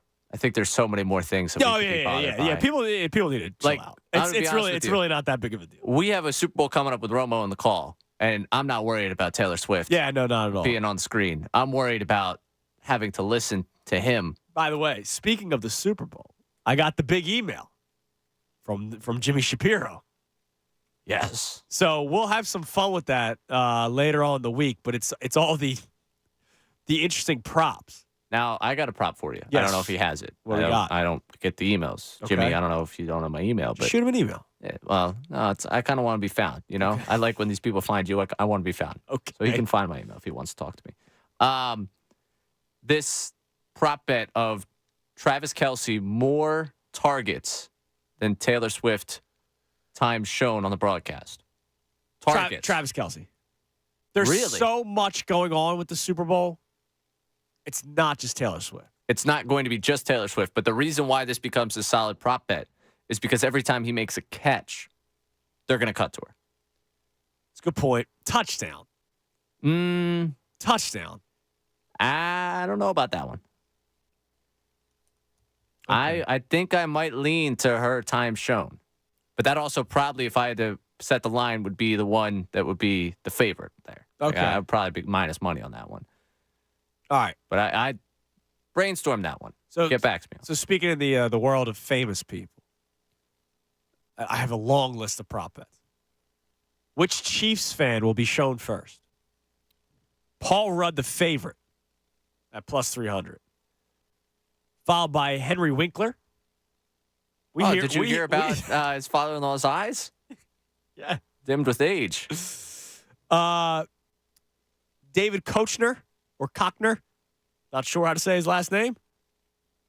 I don't know who he is, but he's on there. Mm-hmm. Eric Stone Street. Mm-hmm. Don't know who that is either. Jason Sudeikis. 4-1. Good odds. Ted Lasso. I go Lasso before Rudd. Ant-Man sucked. Melissa Etheridge. Brad Pitt. That might actually be. He's probably going to go first. And Rob Riggle, who sucks. I don't think that man has never made me laugh other than Step Brothers. I've never laughed at a joke that Rob Riggle has ever made. He's the worst part of the Fox pregame show. Is he still doing it? I don't watch anymore because I do the pregame show. Yeah, since I've He's been never here, made me laugh once. I have never found Rob Riggle funny, except for Step Brothers. He's one of those guys I don't understand. He's always in roles. He's never made me laugh. I'm not going to sit here and tell you that I'm a big Rob Riggle fan. I'm just saying, he's never made me laugh. I got to say, he was one of those where the Fox NFL Sunday, it was like if he hit once a month on something that was decent. Well, Caliendo was actually amusing. Yeah, I know. A tough act to follow in that one. All right, But also, Caliendo kind of runs out of. Well, exactly, and that's why they probably moved on. So, all right, what would your pick be there? The Chiefs fan that would be shown first. I'd like the Sudeikis pick, honestly. I think that's probably a safe one because, they're going to go like one of the most well-known football coaches out there right now. Well, it's not the football coach you expect. Look, it's Jason Sudeikis, Ted Lasso. Remember, he was a football coach, Wichita State, right? That's the backstory there. Yeah. By the way, Jim from Sallerton lets me know that Eric Stone Street was in Modern Family. Yes, Josh just I love that show. I don't know actors' names. I don't. Not pop culture guys. All right, Niners. Keegan-Michael Key, the favorite. Not my world, but I do know the guy's name, which is why I think this would be a good bet. Because in this situation, you're trying to also attract a younger audience. Dr. Disrespect, do you know who that is? He's a video game streamer. Yeah, I didn't know that. I wouldn't be surprised if he gets, that's a decent bet. Plus 350. After that, you got Andy Samberg, well-known actor, comedian. I actually will root for that one. Okay. Jeremy Renner. Who's he? I know. Jeremy Renner, he was Iron? No. Iron Man, no. No, he's not Iron Man. No, but he was the one. He was the one that got into I know he got in the accident. Yeah. He's right. That's right. Yeah, he was Avengers. Hurt Locker. He's in that. All right. Dave Franco. Rob Schneider. They can show Rob Schneider. Isn't he kind of like on the outs? I don't know if they're going to show him. I mean, I think that's part of the bets here. Okay. I mean, they could. I don't. Rob Schneider, I feel like you're kind of be entourage if he's got anyone that's with true. him. Dana Carvey, Wayne's World, all kinds of other stuff. And lastly, Aaron Paul. That's a good one, too. He's the last one. Sandberg, my bet. Okay. That bet's also amusing. So I got a bunch of these. So we'll have fun with this as we get closer to Super Bowl Sunday. It's only Tuesday, so I want to burn through them. All right, let's go back to the phone. Let's go to Carlos in Lawnside. Carlos, you're on the Fanatic. Hey, how you guys doing? What's up, Carlos? I just want to comment on Joel and then comment about what you were talking about with the hiring of coaches in the NFL. Yeah. So real quick on Joel, I mean, he's the most talented big man we've seen since Olajuwon. It's not even a question. He's just, he's incredibly talented. Unfortunately, the way he plays, the wear and tear on his body, and the fact that he isn't super coordinated when he comes down with the ball, he's going to stay injured. I mean, it's sad, but that's going to be his legacy. He's just going to stay injured.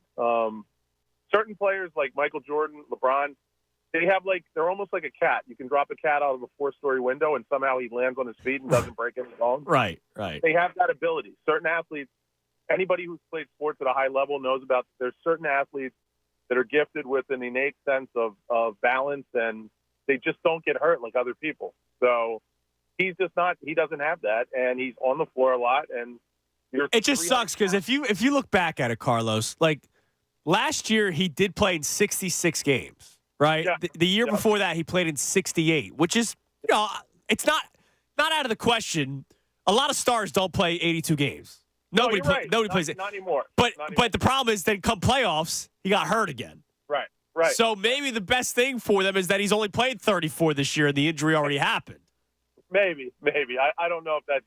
I don't think there's anybody in the organization that's thinking that. But I understand it's wishful thinking on your part. Right. But it's a sad thing. The guy's incredibly talented, and he's probably going to stay injured most of his career. It's sad.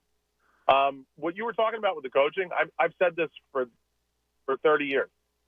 Guys like Jeff Van Gundy, Stan Van Gundy, even a guy like Doc Rivers, these guys, when they interview. Yeah, you called it the other day. It's all about the interviewing thing, man. Yeah, it's not just that. They're not intimidating. The ownership feels like, hey, I can talk to this guy. I can work with this guy. He's going to be easier for me to work with. And I think a lot of these coaches are getting hired just for that reason. Like you said about Andy Reid. Andy Reid has been known to be, a little difficult. Thank God he's got Patrick Mahomes. He has a great resume now. But I agree with you. I don't think anybody's going to want to hire him after he's done. Like Belichick. Belichick without Tom Brady is a sub-500. Well, I appreciate the call, Carlos. I mean, Andy Reid had 14 years of success here in Philadelphia without Patrick. Let's not forget that. I know he didn't win a Super Bowl. He had a pretty freaking incredible career here in Philadelphia before he went to Kansas City. So let's not all of a sudden say that, because he had Patrick Mahomes. Yes, with Patrick Mahomes, he won Super Bowls, but he's a good head coach. He's a great head coach. But because he's not, the slender 30-year-old. Yeah. Now, the more issue I take with that call is who the ownership is comfortable with. And, again, you could go deep into the conversation of why ownership wouldn't be comfortable hiring certain coaches. And I know, again, we go into the body conversation today because it's Vrabel, but Carlos suggesting that, it's just ownership wants to deal with someone they feel they could talk to and who they're comfortable with. I think that's a reflection on ownership and a reflection on who they may and may not feel comfortable with. Yeah, it's weird. That leads to... It should just be the best person for the job. Yeah. So in any walk of life, it's just best person for the job. Again, I understand this is a fun clip about, body size and Vrabel intimidating people. But at the same time, when we make fun of it, it's a problem. It opens up the entire conversation of, again, why coaching hires happen in the NFL and why certain coaches get hired and why certain coaches play it don't. one more time. If you're just tuning in, we played at the very beginning of the segment, which this segment's a little bit longer to close out the show. Here's Here's Diana Rossini, who's been covering the NFL for a long time. ESPN, tremendous job now at The Athletic. She spoke to a GM about Mike Vrabel. And, they were surprised that Vrabel still doesn't have a job. And take a listen to what could be one of the reasons why. I don't think that there was a fit for him. I don't think he sat in front of any owner who thought that his style was going to work for what they were looking for. What an interesting word to use, though, right? Because that's what we're talking about. It's like the way that these guys are personality-wise, the way that they come off, how big of a figure they cut within the building. Do you know I had a GM at the Senior Bowl who mentioned to me Vrabel's physical build, that he's a very large human being and can be very intimidating to people in an organization that are going to be part of these decisions. And that is a factor, which I laughed. I said, stop. That's not something that's real. Who cares what someone physically looks like? And he said, I'm just telling you, I've been in rooms and somebody's physical presence can make a difference. It sounds like it could be a skit. Like an SNL skit. This is a skit waiting to happen. That there's GMs are worried about the body size. Oh, man, that's a big man. You can't hire him. He's going to push me around. He's going to put me in a locker. Really? Oh, my God. Let's go back to the phones. Go to Solus Ryan. What's up, Ryan? Gentlemen, what's going on? Now, I know you're like you travel all over the country for work. We know, we first started talking to you when you were in Houston. I guess you're not like a strong big man because you would have been hired if you were. I don't know, 6 feet, $185. Okay, so yeah, you fit the mold. That's good. You got the job. That's pretty pathetic if that's where the NFL's headed. But let's just hope that's just kind of being maybe blown out of proportion. All right, so I've got a scenario to run by you. So you're dating someone. You're dating her for 6 years. Well, 8 years. Excuse me. 8 years, 2 years on and off, 6 years steady. She constantly cheats on you, and you think every year, maybe this is the year she's not going to cheat on me. She's hot. She's got other skills. She's smart. She's intelligent. Full package. She keeps cheating on you. So eventually, you got to break up with her because the track record is she keeps cheating on you. And I love Embiid. He's one of the best players I've ever seen. But if it looks like a duck and it quacks like a duck and the girlfriend's constantly cheating. Well, hold on a second. It's not like Embiid is cheating on the Sixers. Embiid is trying. I get the analogy, but, cheating's like a terrible thing to do to somebody. It's not like Embiid's going, what's another injury? It keeps happening. Now, here's just something I just want to throw out there. Is there a possibility to maybe, have an open relationship, somehow get another big man in that is obviously not like Embiid because really no one's ever going to be like him, but get someone that's at least comparable to a certain extent and then literally just alternate them so that way there's no other choice, man. Either you get rid of him or you find someone to alleviate most of the burden. I'll tell you exactly who that person is. Al Horford. How'd it work? They tried that already. Remember? Everything was said. Oh, my God. He works as a stretch four with Embiid, but the best thing is when Embiid is hurt, Al Horford will start as the 5. We already did this. I appreciate the call. We already did this. We went through that. Al Horford was supposed to be exactly what Solus Ryan was just talking about. There was the 3 things. Stretch 4. No, 4 things. Bully ball. Number 1. Bully ball is number 1. 2, Al Horford stretch 4. 3, he could replace Joel Embiid when Embiid literally inevitably missed time. That was a talking point. And 4, you also made the Celtics weaker by taking Horford away. Those were the 4 talking points about Al Horford. I wouldn't use the cheating analogy because it's not like Embiid's not doing the Sixers dirty. I'm more concerned what's going on in Solus Ryan's life. He drops in the suggestion for an open relationship. He was all over the place there. Yeah. Hey, Solus Ryan, we're here for you. You need to talk. He's going open relationship. This too deep into the relationship analogy, so I'm just going to let that one pass with this one. I wouldn't compare it to 6 years of a cheating significant other. No. I wouldn't compare it to that. You could compare it to having frustrations. James within- Harden would be a better cheating analogy because there was all the reports about him going back to Houston, all that kind of stuff. Yeah. That's you're dating the girl, you're worried about the girl's ex. Yes. And you never know what You might never know. happen.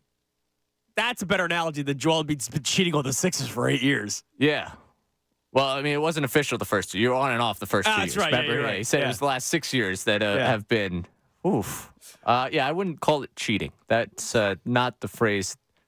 You have experienced lifestyle differences that, yes, by the end might be irreconcilable. Exactly.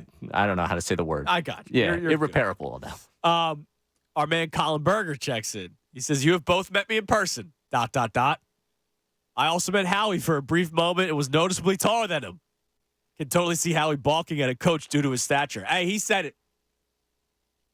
Not me. Nick Sirianni never got fired. Let's go to Bill in Wynwood. Bill, you're on the Fanatic.